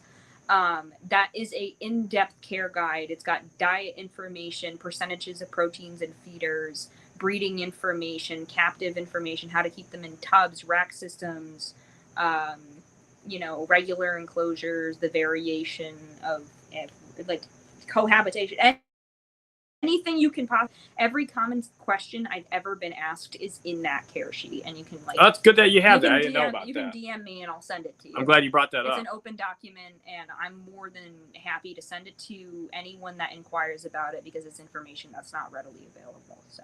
All right, so if you're interested in fire skinks, Avery has a Google Doc. DM me. Yeah, that has all the information you'll want on keeping them. Absolutely. I got to make one on their morphology, but that's going to take me a while. All right, so when you're starting a collection from zero and like the way, well, I know what you mean, but yeah, you don't need like multiple rooms. Yeah. Like 2 rooms is like good enough. You know, if you have 1 room, it's fine. You just got to be a little, because you just don't want to like accidentally make a mistake because you're not thinking. You take something from one section to another, or you touch something. Mm-hmm. But you know, in most cases, you'll be all right. Yeah. You know, you just want to be careful because like you don't want to treat everything like it's completely fine, and then it's not. And I saw Brandon mention permethrin and prevenamite. That's a huge no-no in hognoses. It causes them a lot of pain and damage. And yeah, you can kill them. Yeah, cause like if they get their bodies get poisoned from it from permethrin very easily. Yeah, so like the prevenamite and the black knight, that stuff. Like even if you use it sparingly and you follow the instructions to the T, a lot of your hognose will die or become severely neurological because their bodies are poisoned by it and it affects their central nervous system. Mm-hmm. So yeah, and it can be. I've gotten one like that years ago that had was sprayed with a little bit of black, or was in a display that had some black knight sprayed in it, and that one is slowly to get better over time, but a lot of them don't. So yeah. Mm-hmm. You like mineral oil and just washing your hognose using diatomaceous earth. You know, those are better and more like holistic like ways to, you know, remove mites or prevent mites. Mm-hmm. And one thing we should do, Avery, too, is because I don't have a video actually pinned on my Instagram. We should do a assist feeding hognose video. Probably, yeah. Force feeding, if you want to call it that. So that I can have that pinned, because some people ask. I do have a YouTube video on it, but it hasn't been posted yet. I haven't. It hasn't been. Although I don't utilize the probes as often because my fingernail. Like I usually. Oh, you use your fingernails? Yeah, I usually use my thumbnail bottom. You must have long nails then. No, not really. Really? Okay, I'm wrong. Yeah, they're decently long. It's enough to just like pop their mouth open and put a pink head in, but a lot of the time probes work great for that. Somebody moved out of their house and their dad turned their room into a quarantine room. I mean, they're utilizing that room for a good purpose. That's good. My mom turned my room into like her. She like moved in when I moved out. What? She moving? Yeah, when I moved out, my mom like took over Took over your room? Yeah. It's like Andrew, like SG Reptiles, Foley's Fauna. I was over at his house, or his parents' house, and Andrew had been moved out for like, I don't know, like a year at that time. This was years ago. And for some reason we went up to Andrew's old room, and it was completely redone. And I can't remember what it looked like, but I told Andrew's dad, I was like, "Hey, Mr. Foley, I like what you did with Andrew's room. It really screams Andrew's not welcome back or welcome to move back." And he's like, he ain't coming back. He's not coming back. God, yeah, pretty much.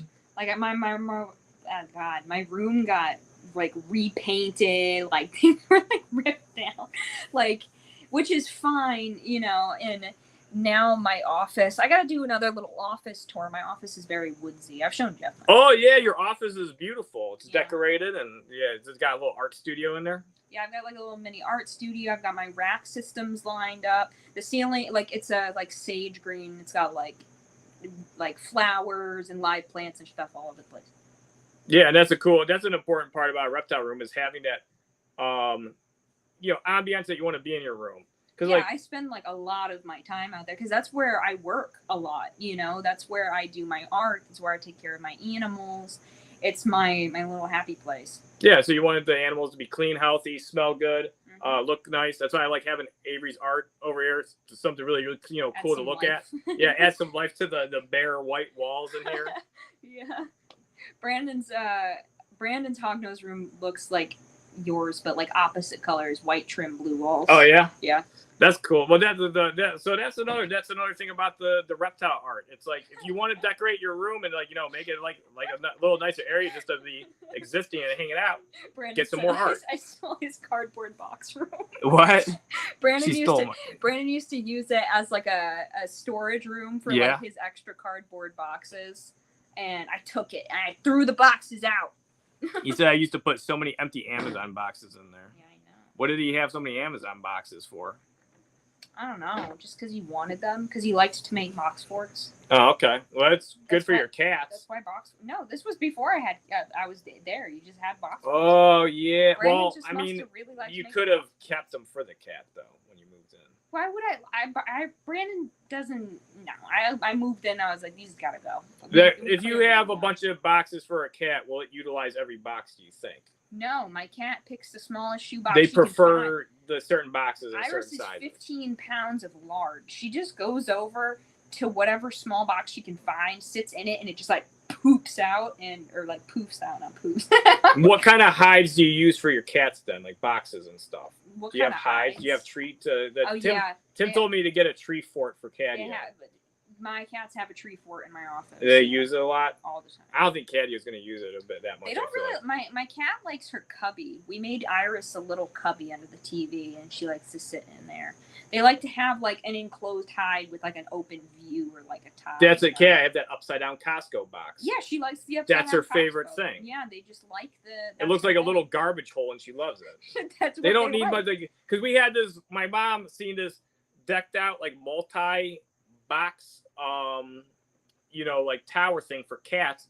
She bought it on sale. Catio didn't even use it once. Had it for about a year. Ended up giving it away. I don't even know where the fuck it went, but we gave it away, or she did, because Catio wasn't even using it.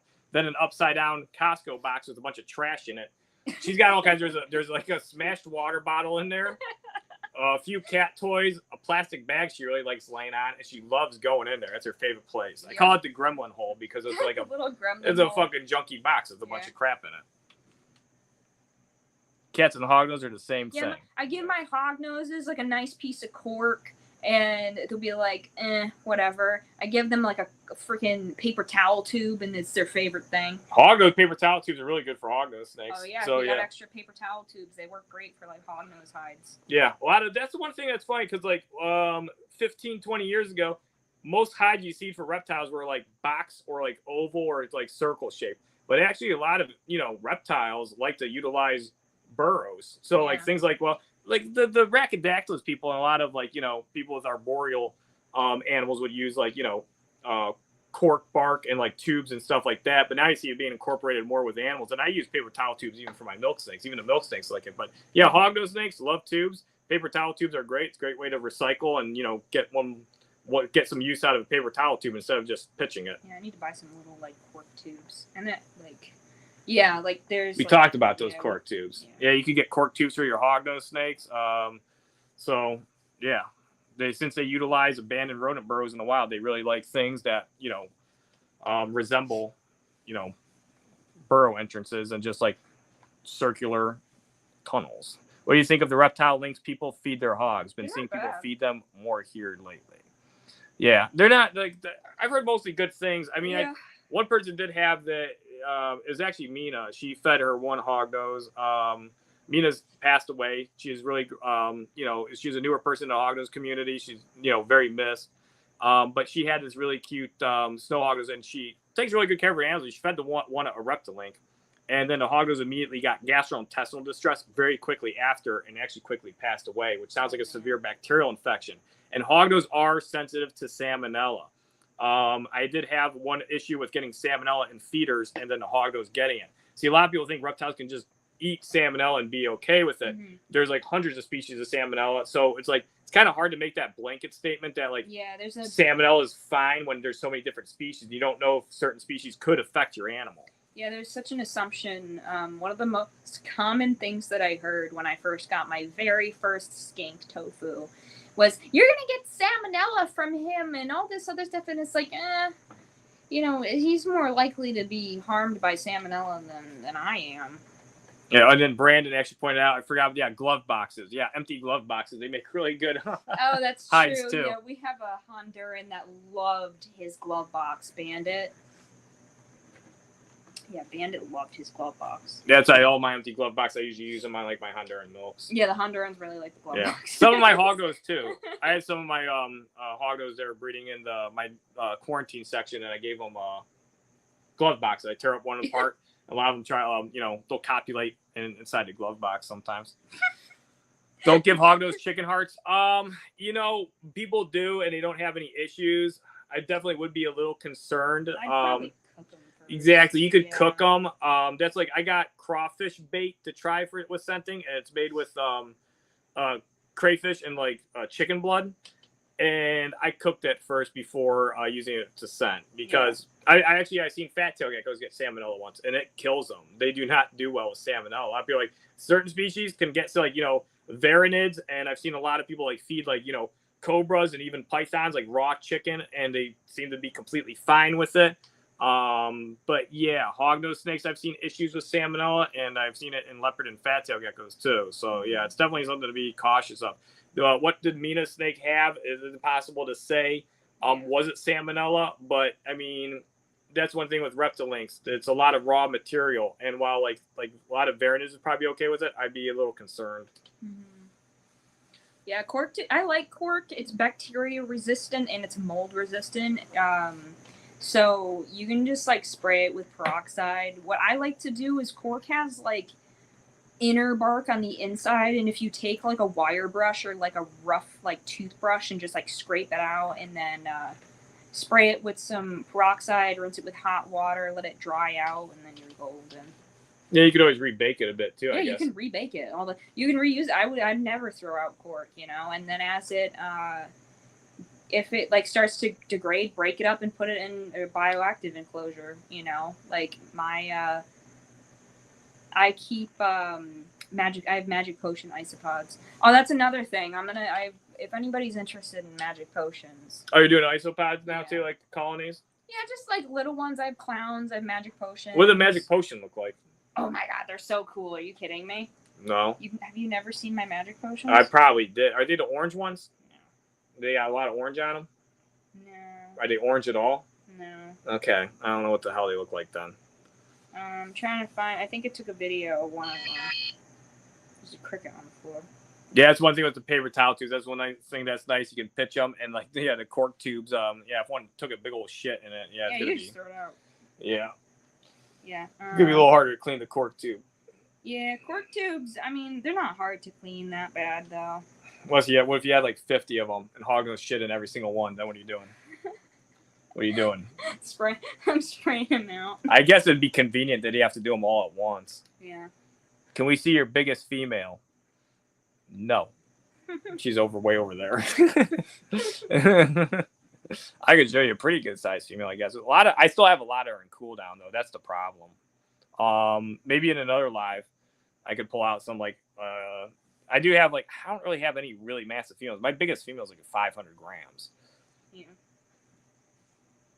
That's my magic potion. Oh, okay. It's really orange. It's not. They're not orange. They're like show the people. It's white and with black speckles and then yellow back. It's really nice looking. I mean, all isopods are kind of cute looking. Even the gray ones in my yard, I get a ton of them. I don't know if you guys can. Camera's right here. Can you guys see it? Push it closer. Everybody can see it now. There we go. Can you guys see it? Yeah, that's a magic potion. It's a video. I can see it. Yeah, nice. You can see it kicking its legs and everything. Yeah, I love my magic potions. And there's one of my skink bins, if y'all were interested. Yeah, her skink bins look really nice. Really natural There's stuff. one of my skinks. There's That's an bonk. anery. Yeah, that's bonk. This is my stories archive, so it's a little bit. There you go. You got a little bit of content there. Big Dick is back in town. That was my. Thanks for saying it out loud, Jeff. We were just swearing. You can show people a meme. It's just a meme. It's so. It's funny. an okay meme. It would have been a hilarious meme if I was using a computer in 1999. You gotta remember the shock value is pretty strong anymore, so you gotta. It's okay. It's an alright meme. I'll give it a 5.8. 5.8, really? I love seeing the big old females. Can we see any big females now? Everybody, they're asking for big females.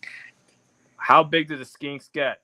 Can you show us a big female? That's what they said. Can you show us a big female? A big female skink? No, I added that part. Jeff's gonna go grab a snake. I'm gonna grab a snake. Okay. I got my shoes off, kind of though, because these shoes are whatever. I think Jamie had one pulled up earlier. One of my skinks. Let me see.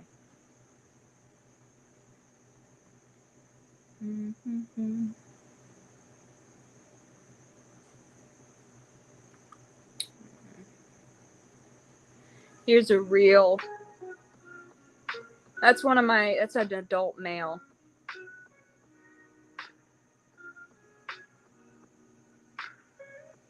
If you guys aren't following my Instagram, it's Skinks Inc. If you want to see fire skink marks and stuff. Blucifer. They want to see Blucifer.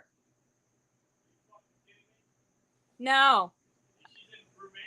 Blucifer's in brumation, guys. Stop yelling. All right, I got one of my biggest females though. This is probably my biggest female of my collection. Jesus Christ. She's huge. What the fuck? Yeah, she's a little. She's gigantic. Yeah. It's a big freaking hognose. Yeah, she's pretty big.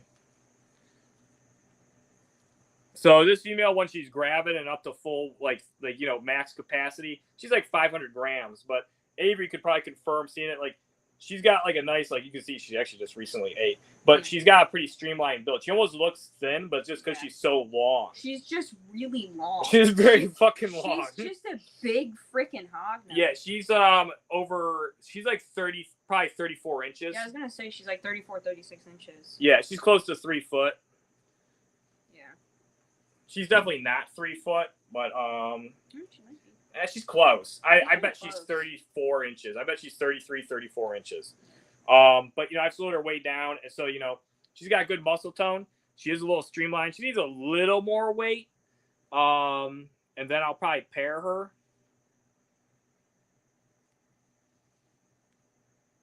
I keep forgetting the camera's on the side. Yeah, the camera's on the side. Yeah, I was messing up last time because some people wanted to see a beaded lizard.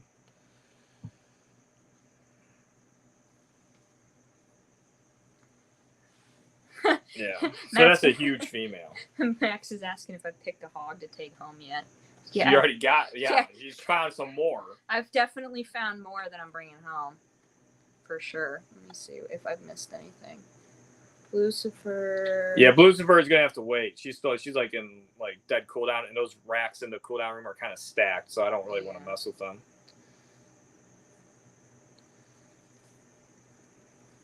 Yeah, but this female, say if I was to overfeed her and get her like definitely like on the heavy side and like borderline obese, this would probably be like a 700 some gram female.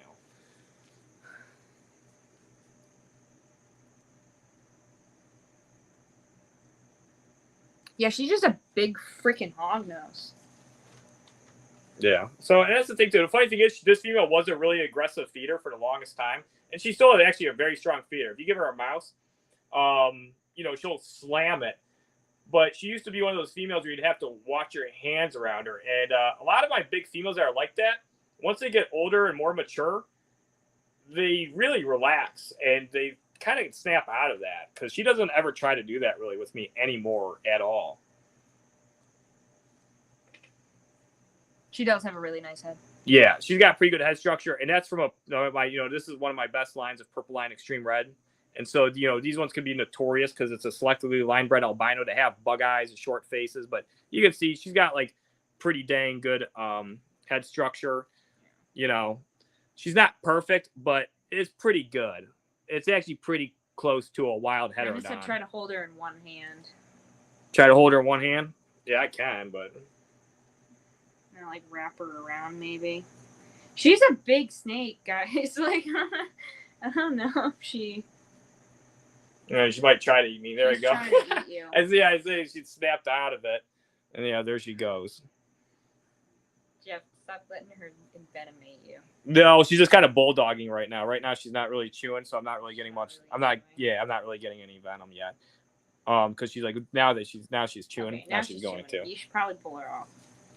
I'm gonna try massaging your tail first. A lot of times you massage your tail, they'll spit you. See? Oh yeah. She released. Oh yeah, she didn't get you that bad. No. You can see it's wet there. You can see that she was. She just spit all over you.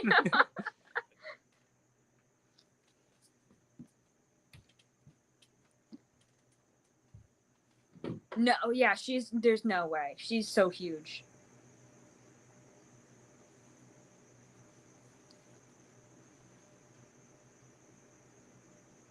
If you guys have any questions, just ask them, you know.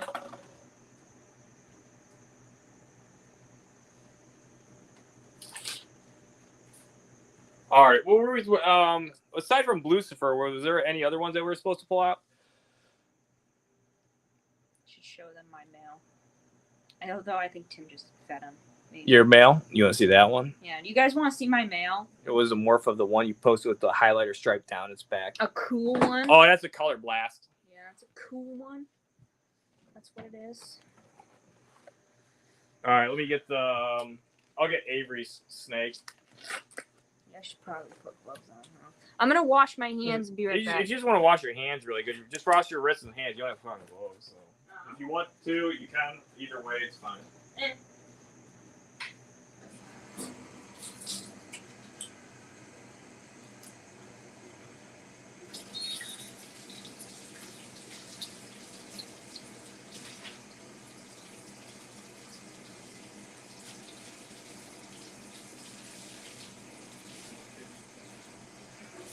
Yeah, you're doing art here. You're not actively working on a bunch of different Hognose all over. So.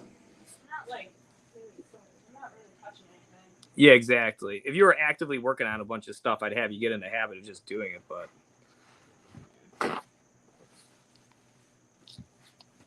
so this is Avery's. So I'm basically showing off Avery's snake that she wanted. How dare you? How dare you show off my hognose that you made and have been taking care of for its entire life?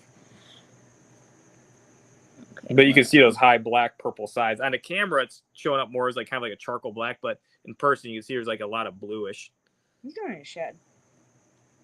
No, this is just how he looks. I don't know. Give me. All right. Give me. Okay. No, he definitely is a little bit. I keep forgetting. Yeah, the freaking camera's over here. He's cool. He's really cool. He's got like transparent sides. Yeah, that's the mutation with the Super Arctics. What you're seeing there is there's a lot of melanin, of course, but the iridophore structure is completely distorted, allowing a lot of light kind of going in. And so that's why it has like that transparent look.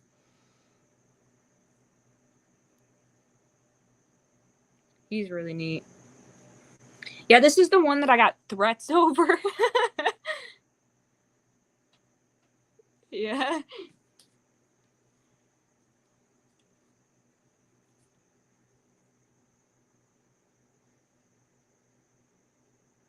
That one that Thai dude wanted. He's super cool. Purple Nurple. No, he's not a Swiss. He's a super Arctic Conda. Yeah, he's double hat sunburst. He's just like a really unusual one. There's a other one in this clutch that had high black sides like this one too. It has a really high iridophore distortion up the sides and the high melanin. Mm-hmm. He's cute, buddy. I like him a lot. He's a good one. Thanks, Jeff. Yeah, and he's dirty all over too, because like this guy's had a couple of sheds, so he's never going to be real white. He's always going to have like this really dirty look. Yeah, he's really cool. He's more of like, he's like a reddish, rusty color in person. It's kind of hard to see on camera, but he's really neat. This is the one I was asking for name suggestions. So what's the name of it? Purple Nurple? Well, we've been calling him Blurple, but if you guys have better name suggestions for this angry little guy. Look at him. What was that? Look at him. Oh, okay. Yeah, he's pancaking.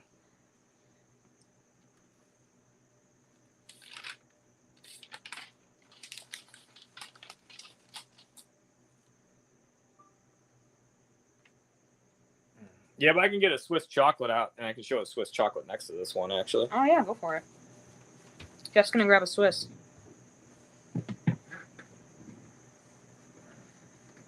Mr. Perp.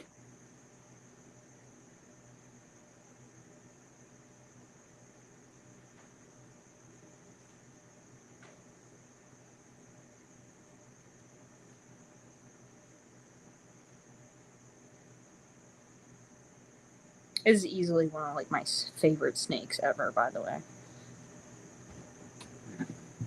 And this is a Swiss Arctic. Oh yeah. So I grabbed an Arctic Swiss, and then you could actually put that. They're from the same section, so it's fine. Let's put it closer to camera.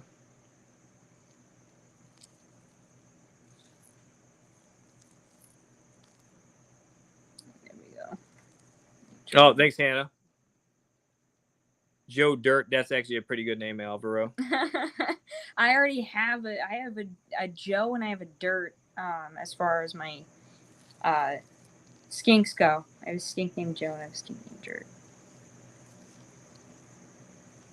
They are some crazy, crazy little dudes. If I didn't already have Joe Dirt, then I would, yeah. Rusty. Maybe. Crusty Rusty.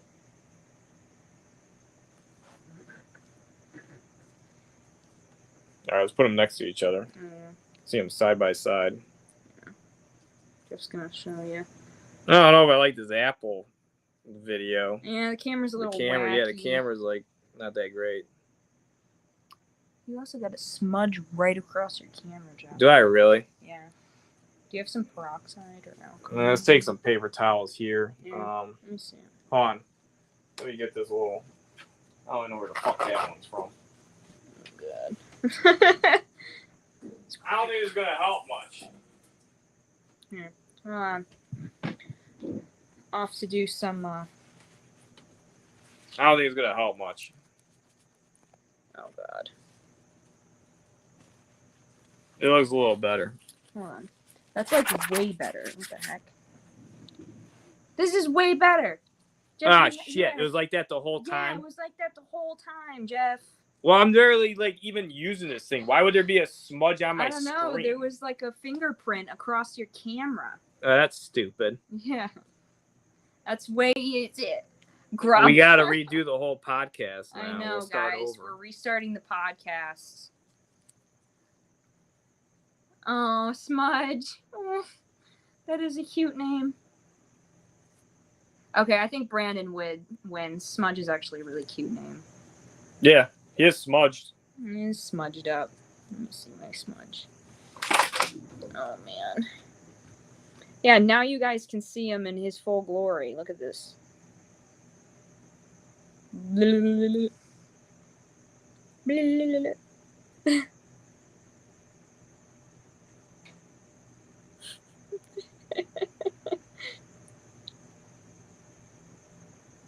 Swiss for sure. Some of the Swiss get really dark. I don't know. They're asking what gets darker, Sable or Swiss.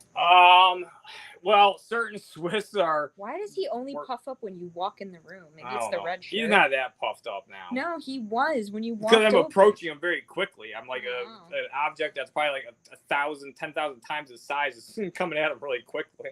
I'm gonna put him next to Yeti Spaghetti. Or are they from different sections? They're from different sections. Right. Don't do it. Okay. It'd be fine, but still don't do it. Yeah. They already saw Yeti Spaghetti, although Crystal. She was... Yeah, I have that at the highest quality on the wiping. The camera helped with the clarity. Shit. Oh, man. Dang. Swiss with more genes added. Yeah. Probably, Brandon. I mean, I got some Arctic sables, though. I have some Arctic sables that are damn near, like, all black. Now, not all Arctic sables are like that, but I have some Arctic sables that are, like, very hard to get blacker than that. So I'd say some of the darkest animals I've ever seen are Arctic sables. The Arctic Swiss have kind of like a different, well, they definitely have a very different look. Some of the Arctic Swiss, like the one I showed you, if you look at it compared to a sable, the Swiss is a lot more like pixelated. There's a lot more like definition, going on there. So,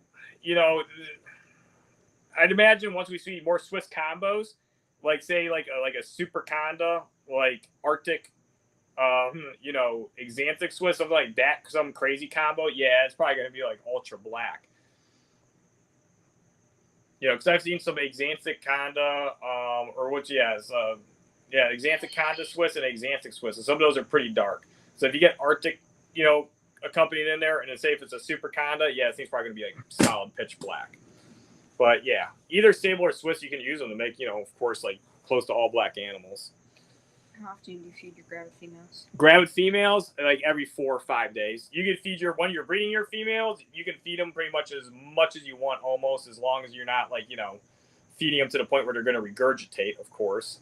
So yeah, like every 4 or 5 days. During the whole time while they're, leading up to breeding and post-breeding while they're gravid, and even after they're laying, you can feed them pretty much like very often like you would a baby. But once they're done laying for the season and gained all that weight back, you definitely want to taper them off, because you just keep feeding them like that. See, that's the one thing. People want to feed their baby hognose like every 5-7 days.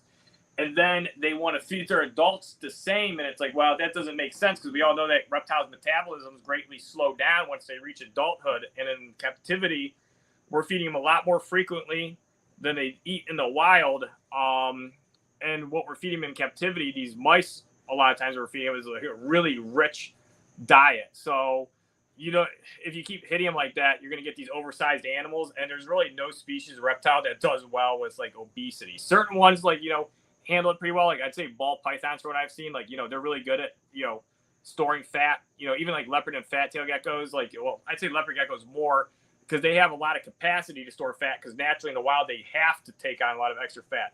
But the problem is when, say, you overfeed a leopard gecko and its tail gets so big and engorged that their body starts putting on excess fat, then that starts affecting them. And a lot of those are not as good as breeders because they're not optimally healthy.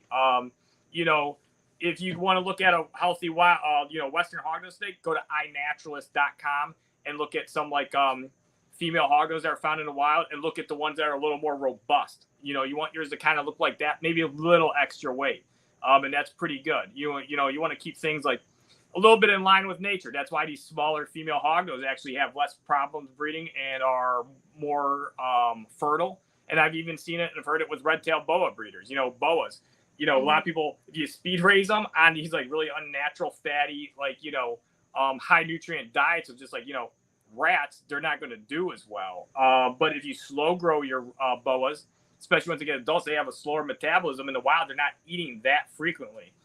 And so if you slow them down and you raise them slow, and then you breed them at like some of these boas. People are telling me they're breeding, them at like 5.5 foot, and they're doing really well. They're having smaller litters, but it's more healthy. It's kind of the same with female hognose. Like a lot of my female hognose, the first year breeding them, they're not 200 grams. They're in the high 100 gram range. Can you breed really small females? Yeah, if they have the age. I've bred females around 110 grams, and they do very well.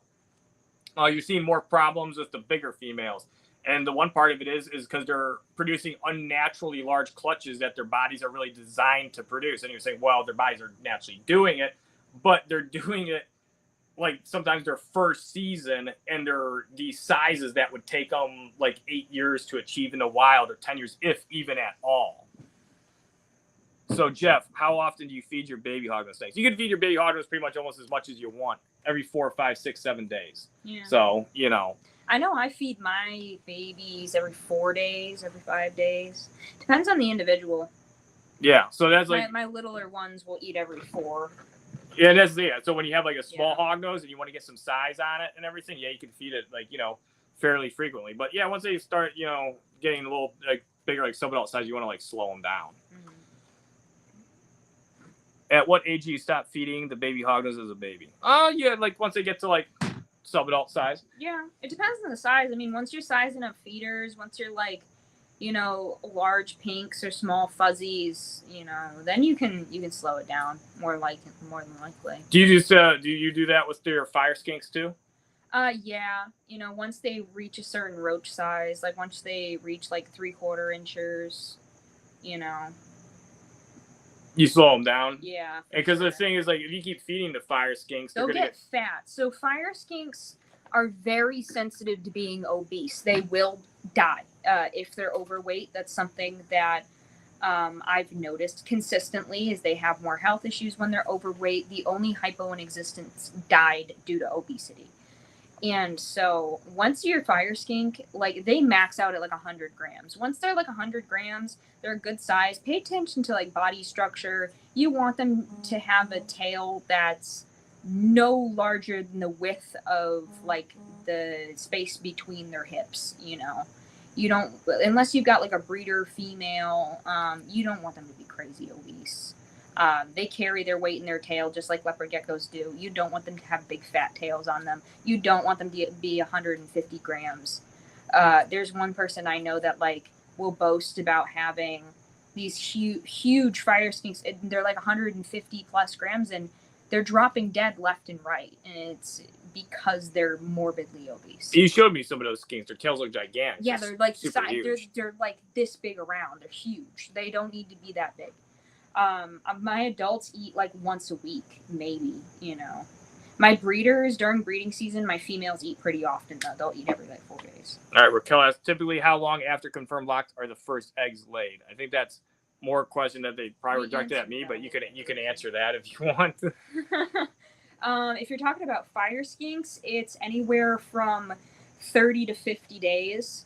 And then once they're in the incubator, they hatch around 45 days. Oh, yeah, because we didn't cover that as the skink. So what temps are you incubating their eggs at? They incubate at the same time as hogs. Is a hog like low 80s? It's like low 80s, like 82 to 84. And they're taking 45 days to hatch, you said? Yeah, just about like 45 days. And after your fire skinks lock, you're seeing them lay, you said 30 to 50 days after locks? The earliest I've seen was 23 days. Oh, wow. So that probably had mature follicles and is ovulating right when they bred. Yeah. I have one female right now that I think is ready to lay any second. She locked on the 5th of this month. So some of them like are in late ovulation and you just catch it at the right time for those eggs to be fertilized. And then they were, so we answered Raquel's on the fire skinks, but I'm thinking it was about hognose snakes. Yeah. So if you're typically how long after confirmed locked are the first eggs laid? It's kind of like she was saying with like fire skinks, like the one laid 23 days after. Mm-hmm. And that's because she caught, like when that one was bred, it was in the process of ovulating.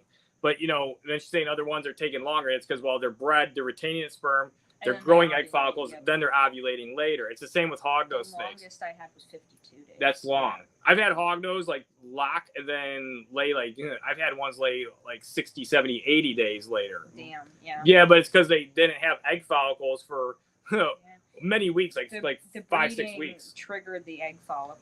Yeah, a lot of times in case it takes longer. breeding can actually trigger egg follicle production because then they have the necessary, they have the sperm to now fertilize eggs, and if the animal's getting the nutrients, so a lot of times breeding them before they even have egg follicles is fine. Obviously, you breed a lot of animals like way too soon. The fertility can be worse if they have to retain the sperm too long, but generally, Hognose are pretty good at retaining sperm. I'd imagine fire skinks are probably the same. Yeah, just about. They're probably good at retaining, especially if they're laying multiple clutches. Yeah, my girls, although I will breed in between, I'll give them I'll let them lock again, 20 days after they lay sometimes. Helps increase the odds of the eggs being fertile. All right, Richard asked me about because he asked about the other ones. Now he's asked about about when you should slow down a hognose. Like I said, subadult size. Males a lot of times self-govern themselves, and they'll go off feed or slow down your male hognose. But for your females, once they're in the low 100 gram range, most species do better. Reptiles slow growing because we're feeding them way more often in captivity and giving them way higher temps more often in captivity. So they're having these constant metabolism spikes, and they're not really having metabolism drops. And these are animals that evolved to sometimes endure and to have metabolism drops, but we're not really giving them to them. Sometimes they will if they go off feed themselves and everything. But, once these females are around 120, 130, 140, 150 gram range like that, I'd slow them down to every 10 days. We're right around there every 10 days. If they are still pretty ravenous and they're still going through growth spurt and they're looking a little lanky, you can kick them up. Mm-hmm. Avery keeps yawning. We've been on here for 2 hours. I think this is I think this is going to conclude it. She's holding her snake. I know, I'm hanging out. Yeah, Avery wants to. Smudge. Yeah, Avery probably wants to relax and everything, and so do I. Probably get back to art and then working on snakes. Well, actually, we're going live after this on Instagram for a little bit to open some Pokemon cards. Oh fuck, we're gonna do that. Okay, yeah, we got these Pokemon cards open. Yeah. Me and Brandel, typically, one of our little things is on occasion we open Pokemon cards. So I thought it see fit as I'm here, and Jeff doesn't like Pokemon cards most of the time. But I like Pokemon cards. I just don't know anything about them. So I'm going to teach him about some Pokemon cards. There's too much to know. I don't even want to be taught anything. Just tell me if it's a good one or not. Okay, fine. That's going to be what we do. I can usually tell. I can tell that mirror dude was good. Because is really Bronzong. Detailed. Yeah, that one's a really good card. They got this fucking mirror Pokemon. They've run out of ideas that it's a mirror. Well, he's technically like a coin. He's a coin? That's even worse. He's like a gear. Yeah, he looks like a fucking gear. I thought he was actually kind of cool. So this one, we might answer something else so I might have missed it if you talked about brumation. Would you go over what a usual season looks like? When do you put them in brumation for how long? What behaviors are you looking for after brumation? Brumation, your males don't have to brumate as long. I'm going to cover that in one video, but it's more important for your females. The males you can do definitely a cycle, but it doesn't need to be a long cycle. It'd be 3-4 weeks for your males, and you're plenty. Females, you definitely want to give them that environmental change where it triggers their body to understand it went through brumation. So you don't want to do it for a very short amount of time. Could you do a short one and be successful? Yeah. I found if you do them at least 2 months, it's very sufficient that their body is, inclined to believe this simulated brumation, it was actually real, and their bodies, as a result of being warmed up, now want to do the natural process of developing egg follicles with the incline of their metabolism going up and then nutrients being, supplied to them, food. But so the behaviors I'm looking for out of brumation, you just want them to warm up slowly, offer first few small meals. And if your hoggos don't start eating for a while after brumation, you could always pair them. A lot of times pairing them can get them to eat because once they lock, that's their bodies then are more inclined to want to eat because they now have the essential material to, reproduce, and they need nutrients to reproduce. I can actually answer Trinity's question because Skadoosh is like that. Skadoosh is like that? Yeah. Skadoosh, some days he wants to drop feed. He eats every time, but some days he wants to tongue feed. Some days he's screw you, leave it with me, you know, like, and I'll just leave it there and he'll eat it. Sometimes he's a little shy guy. But Crystal said bead. I don't know if she wants to see a beaded lizard. bead. Crystal wants to see the beads. I don't know if I want to get out of beaded lizard. I don't want to deal with the beads. You don't want to deal with a beaded lizard? I want to, but like not while I'm kind of groggy and might get lacerated. I am pretty tired. I got up at like 4. Yeah, I know. I heard you like talking out in the hall. I don't think. Oh, I talked to Cadio. Yeah. Well, she was making noise, so then I was telling her to stop. Cadio woke me. She's like, nee. Yeah, well, I went into the bathroom, and then she's like starting to like open the door. I'm like, stop it. I'm like, Avery's trying to sleep, and then you just hear the door like rumbling and stuff. I'm like, oh my gosh. I'm like, you gotta quit it. And then I figured it's gotta wake her up. I was like, you know, she's in like my guest room back there, and like right on the other side, Cadio is at the door, fucking like jostling it, rumbling it, and I'm like, yeah. I'm like, stop it, Cadio. And she doesn't listen. She kept doing it. She'd stop for like 5 seconds, and then she'd come back, and the door just again. His belly's so freaking cool. Yeah, and then we're gonna switch to Instagram here for a bit, and we're gonna rip open some Pokemon cards and you know, see if we got another gear Pokemon or coin, or pretty soon they're gonna have a fucking pencil Pokemon. They've ran out. It's gonna be like Towley from fucking South Park. They're gonna have a paper towel Pokemon. Oh god.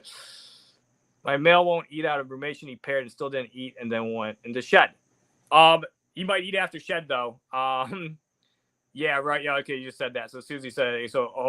Hopefully he eats after shed. Yeah, so definitely do that. I have had success with males that have gone off feed is actually offering like live fuzzies, but I understand most people, you know, don't have access. If you are going to breed a decent amount of hognose though, it is very beneficial to have at least a couple colonies of mice for ones like babies that may want live pinks, because if you have a bunch of baby hognose and you go through first, if you start out feeding baby hognose and you give them frozen thawed pinks, just tearing the pinky's face, dipping in water, holding up their mouth, giving them to drink from it, and you just do that method alone, most of your babies are going to eat. Yeah. Prefer their pinkies to be a little soggy. You're a little soggy because they like to. They like the moisture. They like to drink. It gets them to eat more often than not. Mine will drink off the pink head for a little bit. Yep, they taste it and they're like they like it and they're like, oh, this is food, and they eat it. Probably Jeff's, right? Yeah, I'll do it on mine. Yeah. Fire skinks. How do you like to keep them? Do they do well in bioactive setups? They do incredibly well in bioactive setups. We're going backwards right now. This was the beginning of the podcast. I know, right? Is it just No. Raquel doesn't want it to end. Raquel, watch us open Pokemon cards on my Instagram. So we're gonna do that. But yeah, hers are like semi-bioactive. She does like an inch of like coco coir with some sphagnum moss, and you said reptile chips and shit. Yeah, I have like a semi-bioactive mix. Some of them have like a little bit of charcoal in them. They all have isopods. The really orange isopods. Yeah, I have Magic Potion isopods. I have a couple different types of isopods. All my bins have like springtails and stuff. The only thing is you need consistent leaf litter for the isopods, and you have to have plants that are non-toxic. Absolutely. Moonstone, you can DM me. I can send it to you for sure. But we're opening Pokemon cards now. Bye. Just ready to go. Bye. I'm trying to end this shit. What the fuck? There you go. What the fuck?